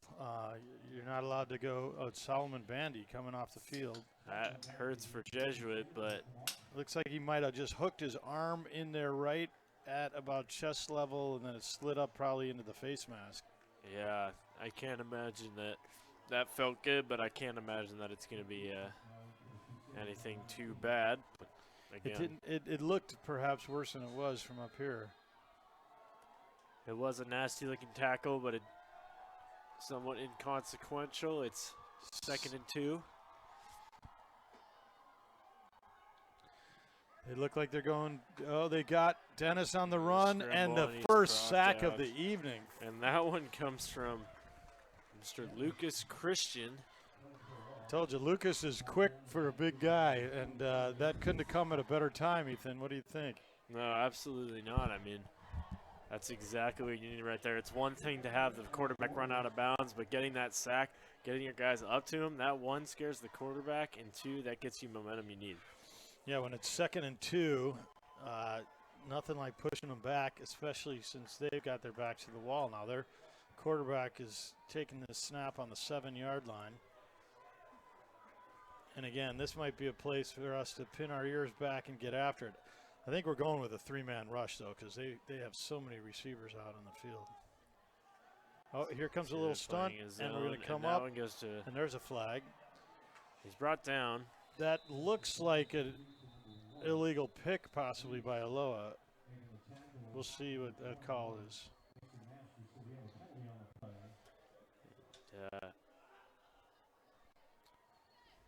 Jesuit seems to have an eligible receiver. Ah. So they either lined up improperly or the tight end released and he was actually standing as a tackle. Yeah, it seems that Jesuit has tightened up.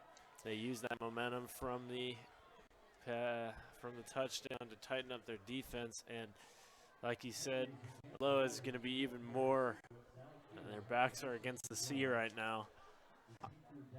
I wonder if Coach Potter had the option to decline that penalty. I'm not sure if he did or not. This obviously puts Aloha way back in a hole, but it gives them 2 more shots at it, or at least this one. It's 3rd and 14. And receiver streak of the got field. some pressure Our on rush Dennis gets again, there. but he's lofting it, and he's lofts got it, and beautiful. And a little bit, that was Campbell Brandt on the defense. Campbell Brandt there.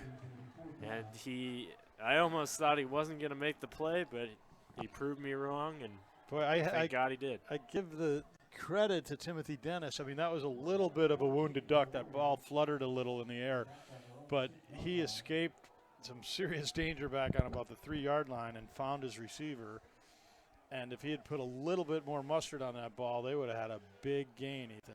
Yeah, I mean, he's been great out of the scramble, and he's been, you know, as much as we say Jesuit hasn't been on the quarterback, he has been leaving the pocket a lot, and he's been fairly accurate on the scramble, which is causing some problems for Jesuit. Jumping back now, it's a punt, and that's a good punt there to Campbell Brandt, putting us right at the 50. Look at that. Campbell picks it up on that one, and he gets taken down pretty hard, but it was still the right move because that ball, the way that ball bounced, that could have ended up on about our 30-yard line. Safe hands from him to keep it corralled and salvage some field position. This is still excellent field position. The tackle excited the Aloha crowd, but we're deep into Aloha territory. I guess I'm supposed to be an objective announcer. I should say Jesuit is deep into Aloha territory. I think it's too late to go back now. Yeah, after 26 years, maybe. Another handoff into Wisher, but that's Vadim Lakatosh. He's all over that. It's great to see Kate back on the field. Yeah, after maybe a little bit of a rest and some water, he's back out there. Quinn Williamson coming back out on the field. Jack Hayden with the call from Coach Potter. This is where we really have to burn the clock and just chew up the yards, which is what Coach Potter's offense is designed for. 3 men in the backfield. Look at that. Good handoff there, and a flag is down, thrown at the player almost. Cade Wisher again with the ball, but you know the beauty of this, it's so in some ways simple but effective. You got the franchise up front, and you got two. Oh, well, that's a penalty. So maybe not so effective, but you got two backs, two lead blockers on that. That Cade was just following up the field. I don't know what that call was.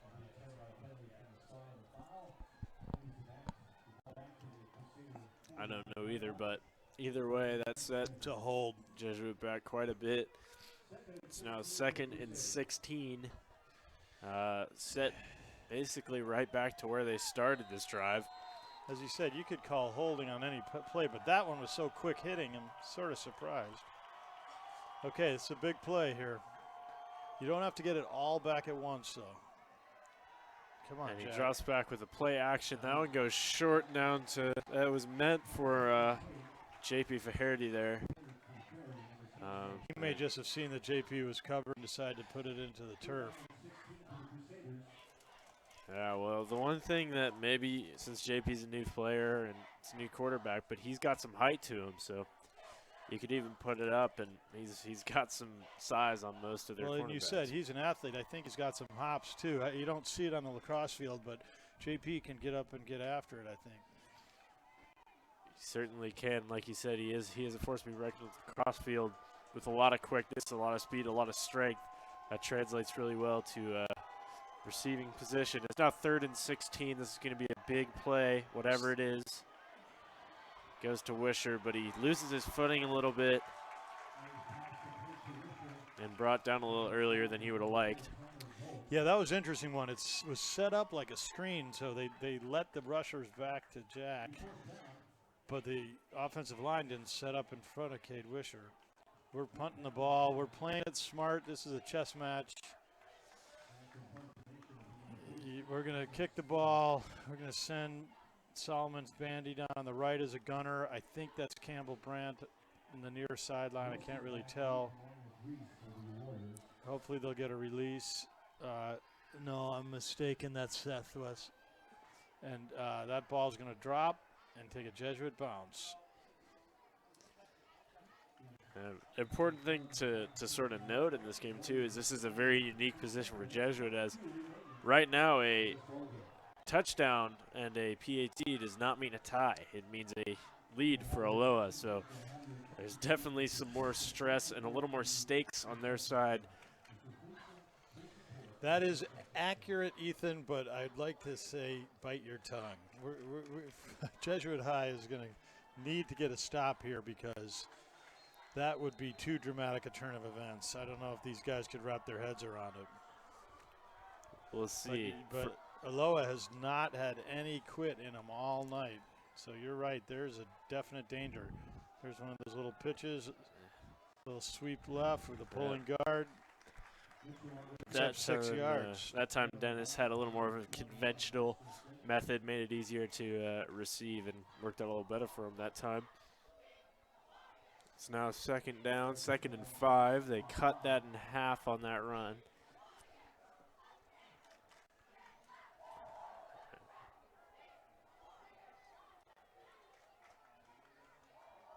We're seeing Dennis maybe a bit of a messed up read option. That was a strange decision. No, I think that was a read option. He decided to keep it, but there wasn't much there. Well, regardless of the outcome tonight, Ethan, I'd say the fans have gotten their money's worth already, and so have we up here in the booth, and there's still lots of football to play.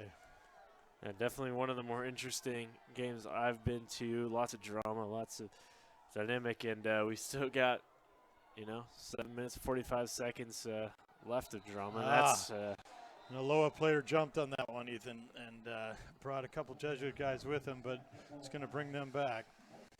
That's not good for them. It's a 3rd down. They don't need any setbacks here, especially where they're out in the field. Yeah, I was thinking, it's been a clean game and really not that many penalties, but I think on balance we'll have to look at it. Aloha has hurt themselves a little bit more than Jesuit, perhaps, in the penalties. What do you think? I think so, and the unfortunate thing is a lot of Aloha's penalties have been technical, very mental mistakes of just jumps, or, they have that delay of game penalty, and that one is well defended there by, I believe that was Matterson. Mason Masterson. But a lot of their penalties have been these sort of delay of games and these jumps, and that's got to be demoralizing for them and for their coaching staff, because they just need more discipline on stuff that's pretty controllable. I have to say, I continue to be impressed by Timothy Dennis as Aloha prepares to punt the ball. He has the look of a college quarterback to me. He's poised, he's big, he's got a great arm, he's accurate. And he's got some good receivers. He's just playing against a really good defense tonight, but he's still putting some points up on the board against that defense. Yeah, he certainly is. They're going to drop back again, I think.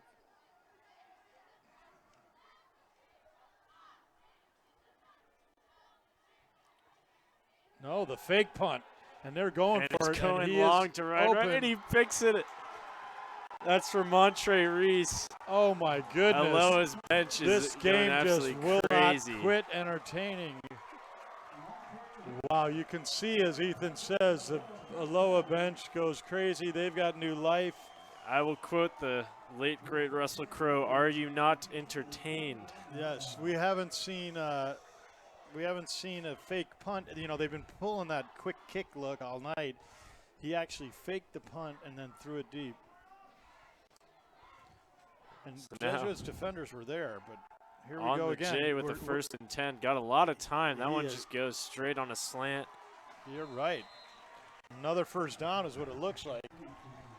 I think Coach Cameron and his defense might have to mix things up a little bit and start bringing a couple of outside blitzes or bringing up a cornerback. They have got to find a way to get to Dennis, or else he's going to keep picking them apart.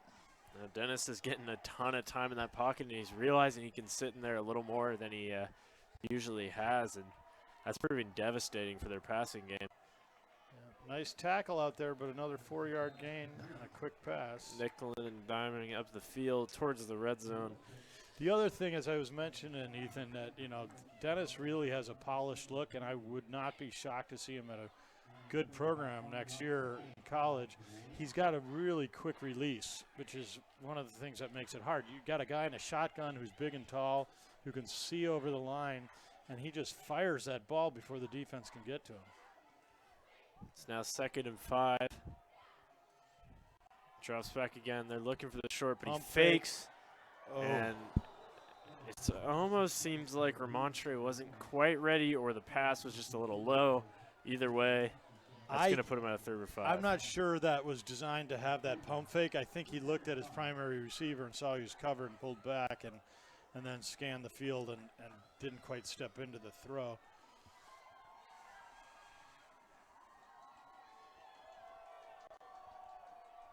This is pretty sizable down for the Aloha team. They've got a lot of momentum on this drive, and they need to keep it going here if they want to get to the end zone.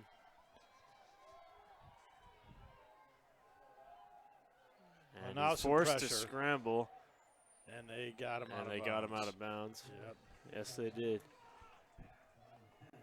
Can you see any situation where they wouldn't go for it here, Mr. Hogan? No. I don't think the fake punt's going to work again this time. And, they're in a position where they have no choice, really. I mean, even if they punt it and it went 30 yards, it'd be coming back to the 20-yard line. So that's why this is 4-down territory, and this is one of the plays of the game. 4th and 7. 4th and 7 deep ball in the Jesuits 34. Some confusion, a little bit of a play change and timeout to suspend a little bit of our anxiety. Yes, indeed. So maybe just to cap off that story, as I mentioned, we've got the Walk in the Mass on Sunday. That's a really beautiful occasion. Next Friday, you guys might remember here in the booth that for the last 4 years, our football game against Central Catholic has been a purple and blackout. And that's because both teams, both schools, both student bodies have come together for CCA. It's beautiful to see the rivalry on the field. So fierce, it's so sportsmanlike, and then the kids in both stands coming together for an even larger cause. And we usually pass the purple buckets at that game and raise a little bit more money for Children's Cancer Association. And this year we've got a couple of seniors. One of them, Heidi, who's a leukemia survivor. You probably know Kate Harmon's brother, Tim, also a leukemia survivor, and Kate and Heidi are two of our leaders. Okay, now we're back to a thriller of a game, and we got crucial down here, Ethan. Why don't you take it away? Take it away, I will. It's 4th and 7. Like you said, one of the plays of the game, I believe, is in the works here. Dropping back in the shotgun. 2 receivers out wide on the short side. He looks for one of them, and it's intercepted by Campbell. Which is actually a mistake, Ethan, if you know about football. I mean, it's hard to say because he made sure of it, but what happens if he knocks that ball down? It's a turnover. It's better field position. Yeah, Jesuit gets the ball with a little bit better field position. So I should rephrase that. It was not a mistake because he made absolutely sure of it. He snuffed the drive, and so that's going to go down as one of the plays of the game and a turnover. But the key there was that Jesuit put some serious heat for one of the only times of the evening on Timothy Dennis. And, Timothy Dennis, he didn't, he stayed himself. He was composed on that play, but, maybe a little less than usual. And Jesuit came out on top there, deep in their territory, but a 1st and 10. Handoff there. Yeah, I don't think he was as composed as he's been the rest of the night when you've got guys like Lucas Christian barreling down on you. It's hard to keep your composure. And as I was mentioning, I think Coach Cammon threw a serious blitz at him, and we came up with the ball.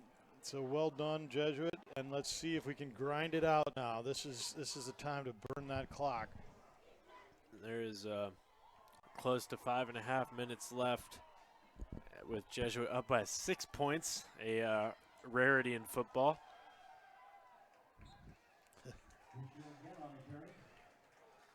It's not a huge gain, but a 1st down.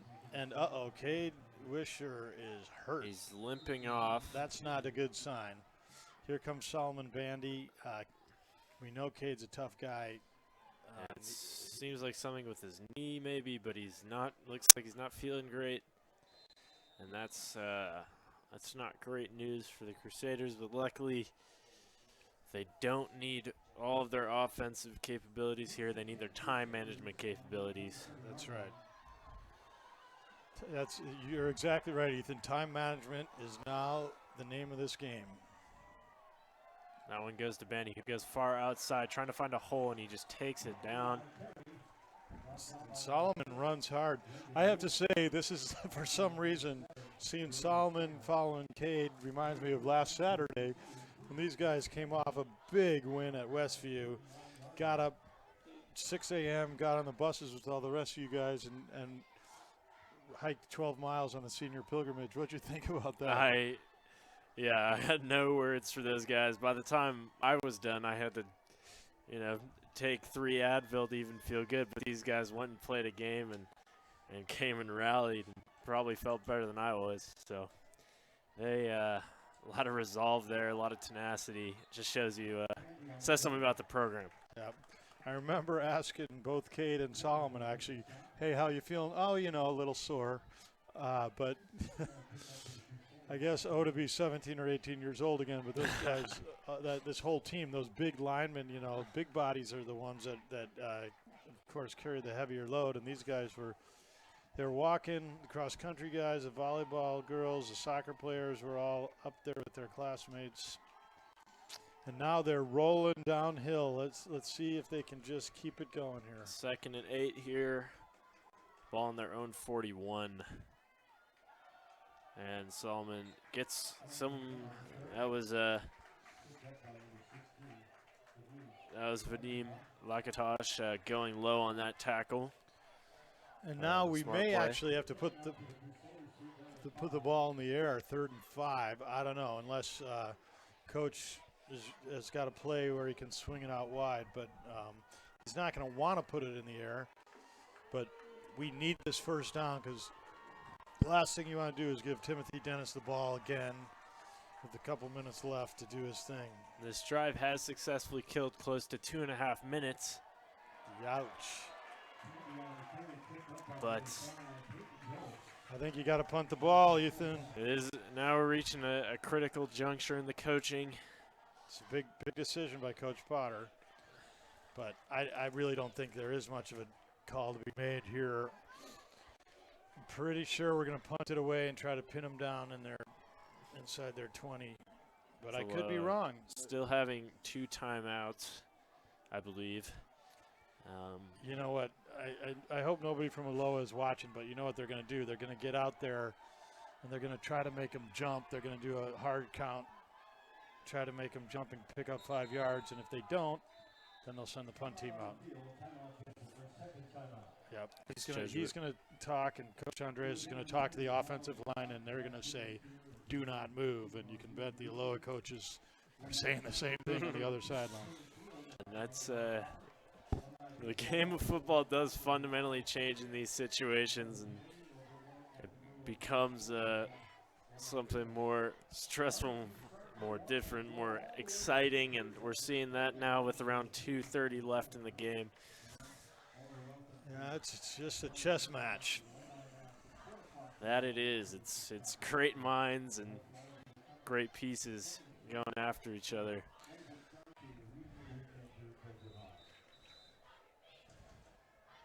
Yeah, I wonder what they are saying over on that Aloha sideline, because they're hoping just to get that ball back and slip into their 2-minute mode. If somehow Coach Potter can pull a rabbit out of a hat and get ourselves a first down, this ball game will be close to over.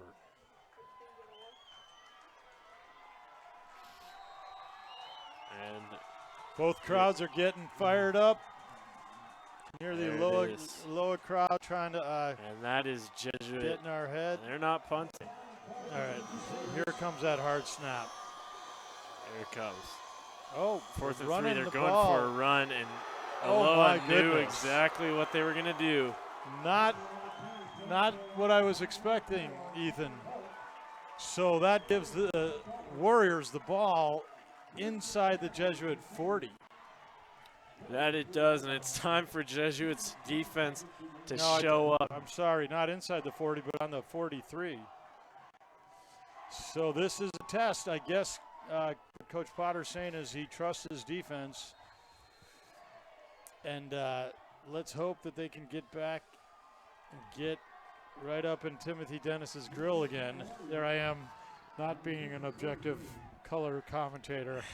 My Well, apologies to all those out there in YouTube land. That is the name of the game for this Jesuit defense, and they're doing it okay. Ooh. That was, and yep. No, That is yes, the they kind of did call that defensive pass interference. That is my goodness. The call we expected. Maybe not the call everyone agrees with, but yeah, we may want to run a replay. Is there a way that we can see that again? Of course, talking to our lovely producer Aloha, who gave up his Friday to do this. Yeah, I think we might have lost that one.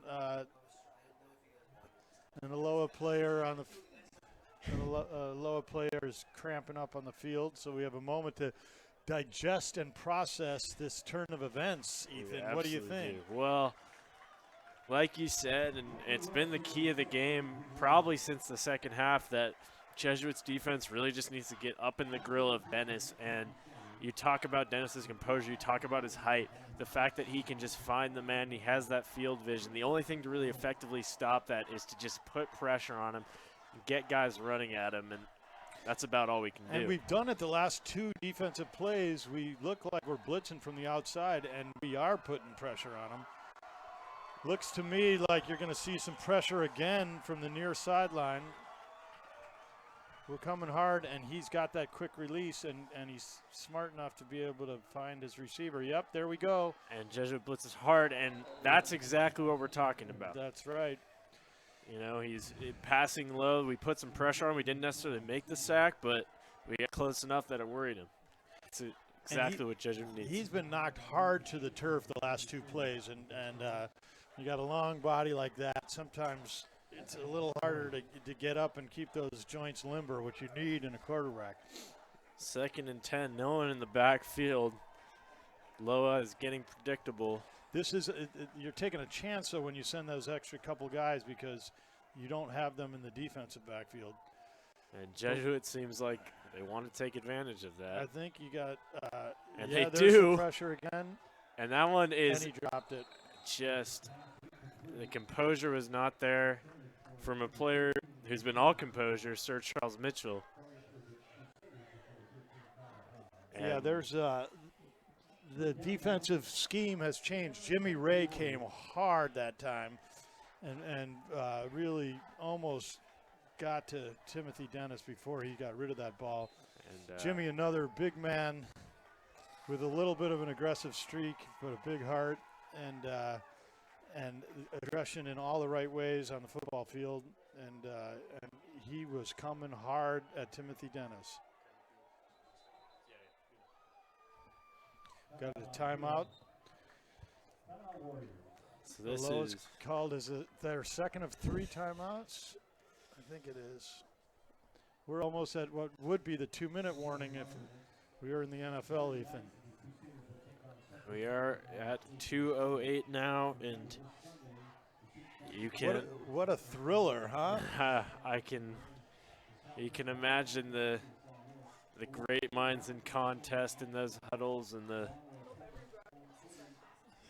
We have to send out our good wishes to Anton Borisevic. Unfortunately, Anton's home, not feeling well. He would be sitting in my spot. Actually, he might be sitting in Aloha's spot as the producer. Anton, we're thinking of you. I'm sorry I had to come in and pinch hit and try to fill your shoes here. But to all those people out in the community that need a healing touch, we're also thinking of you, Ted Atkinson, tonight. And, boy, your brothers are missing you. But we hope you're feeling better. And we got ourselves a barn burner. We certainly do, as Aloha returns to the field. I don't know if you guys saw or heard about that soccer game last night. The men's soccer game was another thriller, 1-0 over Grant.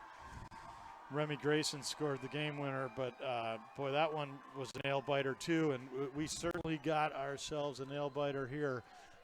Who knows which way this is going to go, and that 1-point differential is much on everybody's mind. 3rd and 10 here.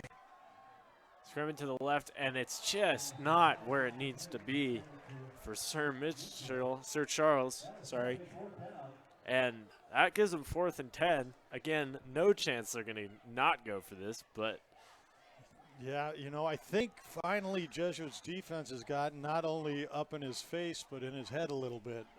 And that did not look like a characteristic Timothy Dennis pass. He had his open man and he rushed it a little. Wow. So that is Aloha's last time out, it seems. Yes, it is. So this is the ball game right here. So this is, as they say, putting all your eggs in one basket. It's been a thriller.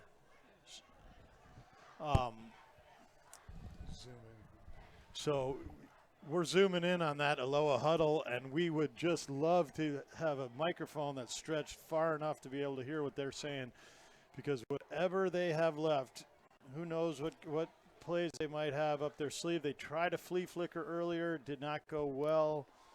Do they run a hook and ladder? Do they have a play that they feel they can execute and get crucial 10 yards and bring themselves inside the Jesuit red zone? Yeah, I exactly agree. In these situations, Lowe historically has run some pretty creative, pretty out there plays, but maybe now the unexpected thing would be keep it simple and execute, but no one can say for sure until the ball is snapped. Empty backfield again. They've got 3 close-in receivers. And he throws it up wide. It's a 1v1 B Bandy, and he brings it down. Oh, and that is. You're hearing the subjectivity of this color commentator come out. That very well could be offensive pass interference, but I got a sneaking suspicion that's not going to be the call. It looked like Solomon Bandy got bumped down there, Ethan. Yeah, we're going to run a replay. We'll see the replay of that when it's. I always say, when you got 2 guys fighting like that, it's possible to call. Wait. Yes. And that's yep. It's a hard call to make when 2 guys are down there fighting like that, and it's hard to call just one of them, but the refs seem to think it's easy. I have to say, speaking with utter objectivity as the principal of Jesuit High School and Ethan's sidekick here, that replay, the ball was in the air when Solomon Bandy got shoved by the receiver, but we'll see what happens, and we certainly have more excitement now and more to come. That's 14 yards from the end zone now, 1st and 10. Coming into the 2 minutes, ball goes up, and oh my goodness. He gets it. What a catch, what a play, what a turn of events. Tie ball game. And that is not it for Jesuit. We're going to do a replay there, I think, Ethan. That's something once we again, got to see. Solomon Bandy had perfect position. Yeah, it's just, how do you? The ball got popped up in the air, and the Aloha receiver stayed with it. And that, incoming to the PAT, that's 34-34. All Jesuit can hope for is a miss here. Or a block. Or anything. See if these guys and can they're get up coming in. And they go up there. And we have a tie game indeed. And the ball might be live. Oh, no, Lord. It's blown dead. And the kicker is both kicker drilled. And they both got drilled, but Jesuit showed some big tenacity there. Jesuit sideline, don't. And that is huge. Unfortunately, there was such a big collision there at the ball, and you could tell the energy on both sides was intense, that an Aloha player is down. I don't know if it was the holder, who's in a vulnerable position, of course, or if it was the kicker, because the kicker also got hit, number 54. But, boy, Jesuit was coming for that block. And now, Ethan, we have a tie game with 1:51 left. Who'd have thunk it? Who would have known? So, predictions. You've been prophesying all night and pretty accurately. What do you think we're going to see here? The major problem I see with Jesuit's current offense is if they don't have some of those explosive plays they've been having, 151 just isn't that much time to get their running game down the field, especially if the kick is deep and they get sort of poor field position. But if they're able to be explosive, they're able to make their plays execute, I could see them easily converting, and having the ball with them is a good thing. And not to jinx it, but their turnover count has been low, and they've been able to keep possession. So I see Jesuits' chances as pretty high in here, and even then Aloha doesn't just have to hold them off. They need to get in, they need to score, or they need to accept a tie. So, well, I think you're right that it's critical that we're going to get the ball back. We know that a couple of our guys, including Cade Wisher, have been a little banged up, but we see them moving around down there pretty nimbly. You want to know my prediction? Let's hear it. I think the ball is going to go to either Darius Mims, although they may want to keep it away from him after his last return, or to Solomon. And Solomon, who has played so well this game and has been right there, including on that last touchdown, I think has got a little bit more pent-up energy and might bring back the ball in just enough field position to give Jesuit a shot. One thing we have not seen in quite some time on Cronin Field is a game-winning field goal, and that would be a sweet redemption for the Jesuit special teams after that missed extra point after the last touchdown. So I'm just predicting all sorts of fireworks. Let's see what happens. Throw enough mud. But yeah, it's just a game. Wait a minute. Let's back up and unpack that statement. So you think my predictions are just waiting to see what sticks to the wall? I think it's just volume shooting. You had a lot of predictions in there.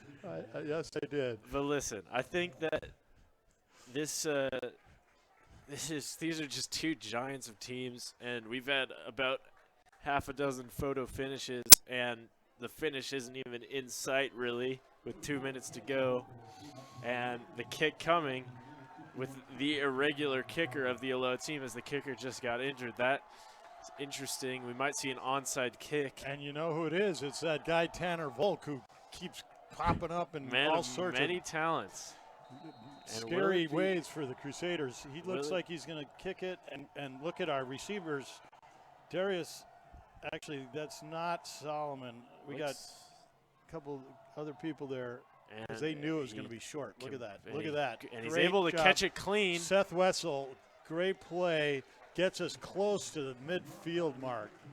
And that's really great for them. And you know what that was? That's scouting. That is knowing that if 54 is kicking, it's going to be deeper. But if it's 4, Tanner Volk kicking, you can step up and be ready to catch that ball in flight. And now Jesuit's got really plenty of time to get downfield. They do. With the ball on their own 46 and first and 10 situation. Both crowds are, if they weren't into it, they're into it now. Hayden drops back, but he finds a gap in the middle. Oh, nice. And he play has by good Jack. run, great blocking, and that's a first down. And a stop of the clock. That's about as textbook as it gets on a scramble. That was a great play by a savvy quarterback. That's what when you have a senior quarterback, Jack has played a lot of downs in JV games. He's been here behind a 3-year starter in Will Spitznagel. That was just a super heads-up play, and that one we might come back to by the time this game is over.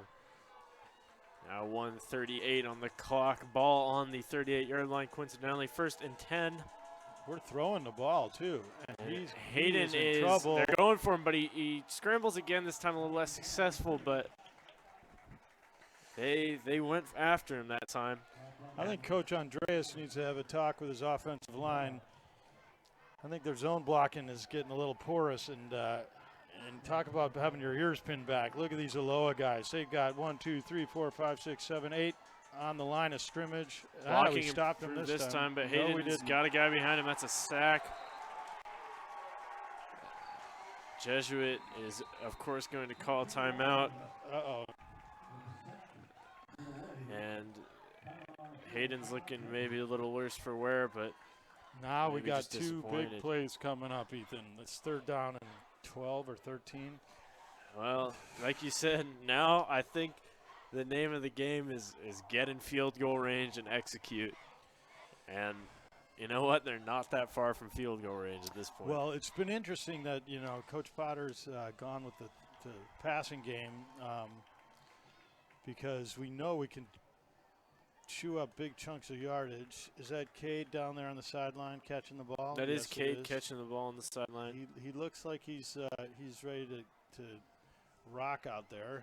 And that's actually Cooper Wren Yeah, seemingly warming up. Well, but Jack Hyden went down hard that last time. yeah, and Wren is going out there for his first play on one of the most important of the game. What a game. Incredible. Well, Cooper, it's your time to be a hero. He ran for a touchdown on the Mountainside game. Let's see if he can do it again. Dropping back real He's deep. got a good arm. But he has got There the it arm is. for it. 1v1. Oh, That's that's a that's flag. Throw the flag. Okay, this color commentator is once again objectively willing to state that it looked like there were hands from here, but the referee was a little closer to the play than I am. And so this play-by-play commentator is also objectively willing to admit that. I will rescind. This looks like the punt team coming out, and that's an interesting turn of events, especially after the last time we were 4th and long, a little bit further back. We're got to be careful that Solomon's not offsides. And punt goes up. It's a good Okay, punt. Solomon, get there. Oh, And what a beautiful punt. Woo! That ball went out of bounds on the 2-yard line. This is where The Jesuit's 3-yard defense line. is looking for a safety. They're looking for, you could clinch a win here if your defense is feeling up for it. Wouldn't that be something? A Wouldn't that 36 to be 34 something? win. That's not one I would have predicted. But Ethan, you're right. They're backed way up, and they're going to have to hand the ball off. And as we know, they're not a big running team. I hope Jack's okay. Cooper is a fully competent quarterback who's been in the running for starting and has played several quarters this season, but that's not usually a good sign. All right, this is when, like you say, pin your ears back, get in there. That's the name of the game. Boy, those guys from the class of '69 got themselves a ball game to watch. All right, quite the game to return to. You got to get to him. And they get through. It's a run, and he gets through enough. That relieves some of the pressure on Aloha. Yep. But that also runs the clock. It's been a long time since I've seen a tie in regulation, and my recollection is we run the Kansas plan, Ethan, but let's see what happens in these last 20 or so seconds. And he goes There's low the on the big man. tackle, like he should have with number 48, Brody Wetzel, 6'4", 220. You got to go low on that Seth one. Wetzel, I don't think, is 6'4", 220. It's Brody Wetzel, actually. Brody Wetzel, which was the carrier on that. And Seth is limping a little bit too. Looks like he got an ankle, but boy, that was a very courageous and tough tackle on a big man coming out of the backfield. that shows a lot of grit from. Now Cade Wisher's going out as a DB. And you got to believe with 11 seconds left, it's time for the Hail Mary. They got really no reason not to, even if it's picked off way downfield. The likelihood of a run back at this point is not strong. Stranger things have happened in this game. Another time up by Coach Potter. No. Oh, no. So delay of game. Aloha's moved back. Again, somewhat immaterial because they're just going to see Timothy Dennis drop back and heave that ball for one of those speedy receivers. Yeah, we can expect them to bring in Ramon Trey, Tanner Reagan, all these guys that have been so critical. Mitchell. Yep. Oh, well, maybe. Or go short. That's the game right there. And that, well, and they don't have a They timeout didn't get for him that. out of bounds. That was an interesting choice. I guess the That's theory was they were regulation. going to try to get him out of bounds and get one more pass. My prophecies have not been coming true here, Ethan. Well,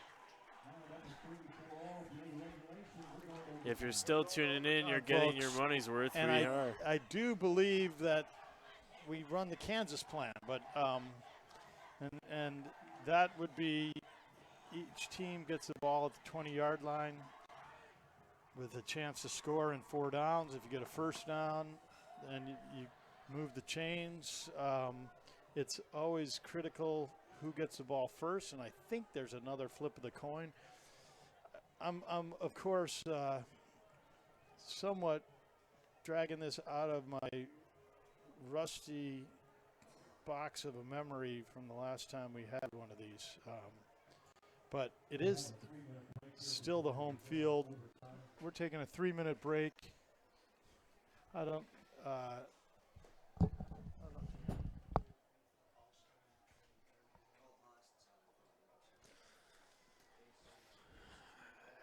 There's this has been a game with a lot of intrigue, a lot of drama.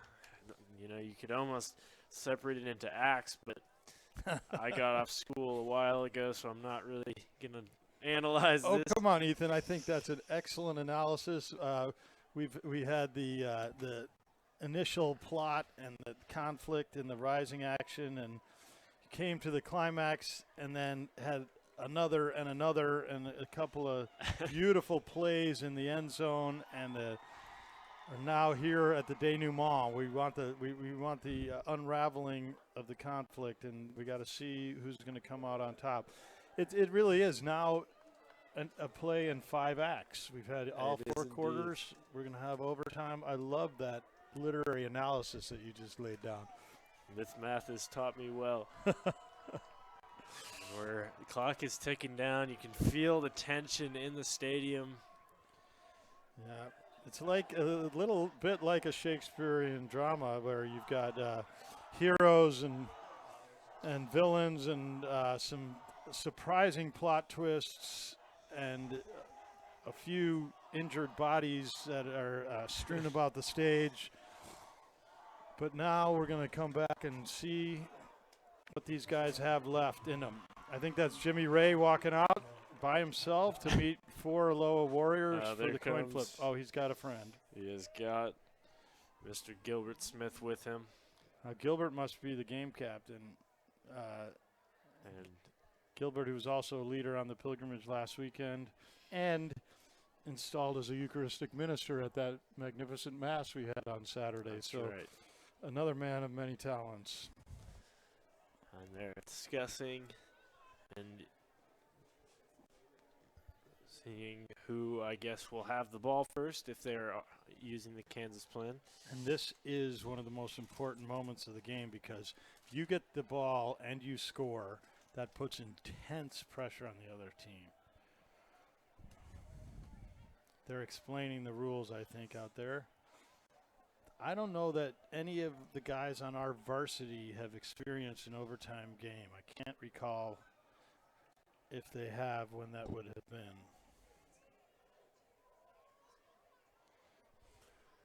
Overtime in any sport is always, it's tense, it's traumatic, it's all those things, and hopefully we're going to get all those things today.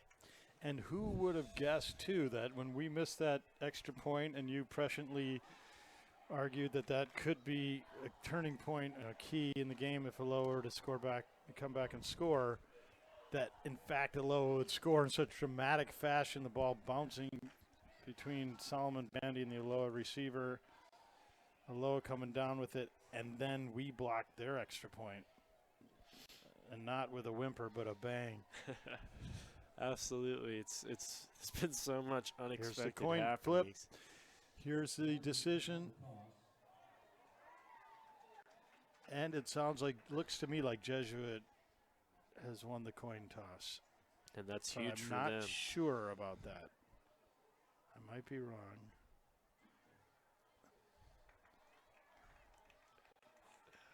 You look on Yes. the bench, and Jesuit will start on offense, which is big news for them. Yes, indeedy. And Okay. this is where your finest do their finest work. Well, and we got to yet see if Jack or Cooper is going to be out there at quarterback too. I saw Jack walking around on the sidelines, but walking around doesn't mean playing, so we will have to see. Trainer Jen Adams has been kept busy tonight. Righty, well, it's been quite a fascinating Metro League contest. Not one that we would have expected necessarily. No. And here come the Aloha cheerleaders because they're fans. Oh, this will be interesting because if I know my fellow Jesuit administrators, we're not going to let the other crowd necessarily come down to the end zone. The Aloha kids are coming at least to midfield. This is what high school football's all about, though, Ethan. Nothing like Friday Night Lights. Nothing like it. Jesuit dropping back, handoff to Cade Wisher, but And they're all nothing over is it. there. And he gets taken down. And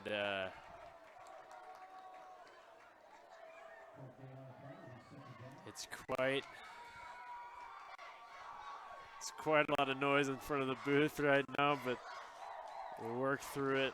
2nd and 9. They're now on their 24.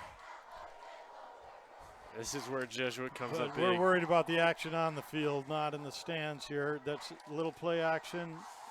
Logan Horton with the ball. Logan Horton lowering the shoulder, and that should be a first down. Looks like a first down to me. That was a beautifully designed play.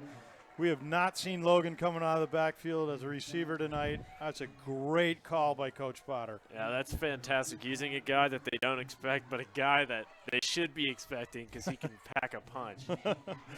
Yeah, Logan's one of the top-rated fullbacks in the country for good reason. He just doesn't lead block. He's got great hands. So we're now 10 yards to the goal line. Some of the most tense 10 yards. And Campbell just pushes straight through. Cade Wisher again. Sorry. Excuse me. It's getting to me. Wisher, of course, Oh, pushing man, through there. that's very close. And they're going to see. And then here's something else to contemplate, Ethan, in your stratagems. Okay, it's going to be quick. They're going to go before defense is ready. That's a strategic move. I don't think Aloha is ready. Oh, Cade gets in there. He gets in. That's a score. And that puts immense pressure, like you said. Took off the first hit. My question was, the strategy question is, do you just kick the extra point, especially after the last one, or do you go for 2 and really put the screws to them? What do you think? Well, looks like it is a risk reward, but looks like we're going for two. But I mean, you think about it. If you no, we're not. Yeah, if you go for it and fail, you make their job a heck of a lot easier. Yeah, that's true. It's a PAT.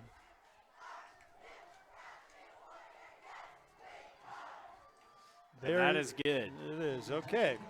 So all right, now, no panic, no frills, just straight ahead Jesuit football. Put the pressure on Aloha right in front of the Jesuit crowd. Telling you that coin flip. It's funny, after all the excellent execution, the hard work, sometimes it comes down to fate and luck, although this game is far from over. And it would be fascinating to know if the Warriors do get in, if they go for 1 or 2. But they've really got to be feeling the pressure. They have got 4 downs to score, or this ball game is all over. And you got to know that Jesuits' team is going to be, well, both teams rather are going to be in the zone, as they say, or should be. And they brought out Cade after his touchdown into a safety position, it seems like. Yeah, he looks like he's kind of in a nickelback position back there. 1, 2, 3, 4, 5. We got 5 D-backs, really 6. And they're They coming know up it's gonna on him, throw- and oh. he's got to rush. And- He's got to and he's scramble, gotta and he throw it just out of throws it bounds. away. Great Beautiful. defensive play. So now that's just one more round of one more little twist of the screws as we put the pressure on. Or shall I say, oh, there's a flag on the play. Sorry, I didn't see that. What's that call going to be? They're asking Jesuit, so the flag must be on Aloha. And that's going to push them even further back, Ethan. Wow, maybe they will play in front of their own home crowd right here at the 50. We shall see. That is a huge That's call. a big problem. Now they're on the 40. Second That's 25. Second and 25. Oh, it's still first down, my mistake. First and 25 at the 40-yard line. That is very, very damning. All right, let's see. Jesuit's still in. It's not quite a prevent, but it definitely has a nickel look to it. We'll see if Johnny Miller's going to drop back or rush from the corner. He's dropping back. And they got to him. And he got to him. That's exactly what was needed there. And you got to give that one to Kaba Howe, who came up huge and got to Dennis just as he was releasing the ball. It's lucky he didn't fumble it, actually. They called that an incomplete pass. I mean, you can see in the Jesuit defense, the rushing, they're just getting after it right now, and that's exactly what they need, putting them at a 2-second and 25 situation. Big Declan Quillen just comes out. We're getting a little bit of speed and fresh legs there at the nose tackle. And let's see. I think this time Coach Kamen might be sending. No. And they get through again. Oh, we can't miss that. But he's in the campaign. rush. And he throws it high, but he's double covered. No way. And he oh, my word. What a catch. And we got to send that one to This replay. ball game is one for the ages. Are you kidding me? I mean, wow. That's all you can say there. I mean, you Pretty look much. at that. Wow. He's got 3 guys on him, and he just brings it down, keeps it in. Crazy. But, so now it comes down to this. yeah. Luckily, we were able to set the pace, and they will probably go for the PAT here. Or maybe with a timeout, they might be going for the extra point, seal the game. That'd be a risky strike. That was an incredible play. And, you know, once again, we had pressure on Dennis, and he escaped. And unfortunately, when he lofted that ball to the corner, it's the very same corner where they scored that other circus catch. As you said, Circus 3 catch. Jesuit defenders right where they're supposed to be. I was talking a little bit earlier about fate, and that one, it seemed, had fate smiling on the Warriors. Well, it's funny because I was thinking to myself that the only thing that could mess Jesuit up here is one of their famous lucky catches, and whether it was luck or skill or a little bit of both, it put this Aloha team back at odds. But the scoreboard still reads Jesuit 41, Aloha 40. And with the timeout, it seems like a waste if they were just going to do a PAT. Let's see. Are they feeling lucky? They're going for it. And they're feeling lucky today. So it all comes down to this. After all the fireworks and drama, Ethan, it's going to be putting the ball in Timothy Dennis's hands and a timeout called by Jesuit. Man. Oh, ladies and gentlemen, we might be running out of batteries. We could be running out of YouTube here. This game is just will not end. And as you can hear, perhaps down below us, the Aloha Warriors crowd is fired up.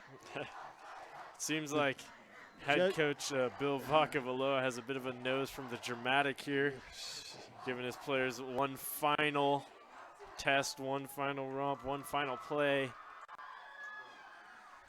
And let's see if Jesuit's home crowd and home field proves to be an advantage. The magic of the 1967 and 68 state champions standing on the sidelines. Regardless, everybody has experienced the best of high school football tonight. The cheerleaders, the band, and most of all the players on the field giving us a drama in 5 acts. That's right. One of the finest dramas, I believe, of the 21st century is unfolding right before our eyes. And it drops back. Short pass, 1v1 Bandy. And what is the call on the field? And it's that, good. ladies and gentlemen, is the ball game. And you got to give that to the Aloha Warriors. It is an Aloha victory. And for them, beating Jesuit in overtime on a 2-point conversion feels like winning the state title. Look at that, ladies and gentlemen, as those Warriors stream across the field. That is unbelievable. That's a tough one for Jesuit, but you have to hand it to Aloha there. You just We're going to have to send that one to replay, as it is the dagger here. It's just tale as old as time in this game, 1v1 with Bandy. There it is in the corner. You got the feet down. And you know what? And ladies and gentlemen, I think all I can do is echo my colleague Ethan's description. One word, wow. Wow, indeed. And you can't help, despite our very unbiased opinions, you can't help but feel happy for the boys down on the field, for both teams. It was a great game of football. It's the games that dreams are made of. It's the games that these people love to play, and we love to watch. And Aloha is going to remember this game for a long, long, long, long time. Hopefully Jesuit will forget it, put it behind us. I'm pretty sure that's what Coach Potter's telling his lads right there. And he's saying, boys, get yourself some sleep, get some rest, come back. We got Central Catholic next week at their place, and we know that we can beat that team. So, ladies and gentlemen, we're going to go shake the hands of Aloha, sign of sportsmanship, and I think then we're going to have to sign off, Ethan, because it's past our bedtime. It's not a school night, but it's been a long, long game. Hey, why don't you thank your crew here, Ethan?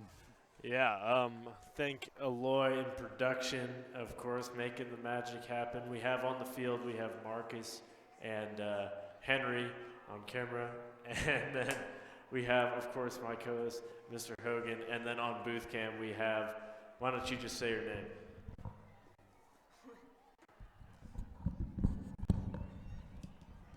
This is Kavish Siddhartha on booth cam. And Kavish did a spectacular job of keeping all you viewers on the ball tonight.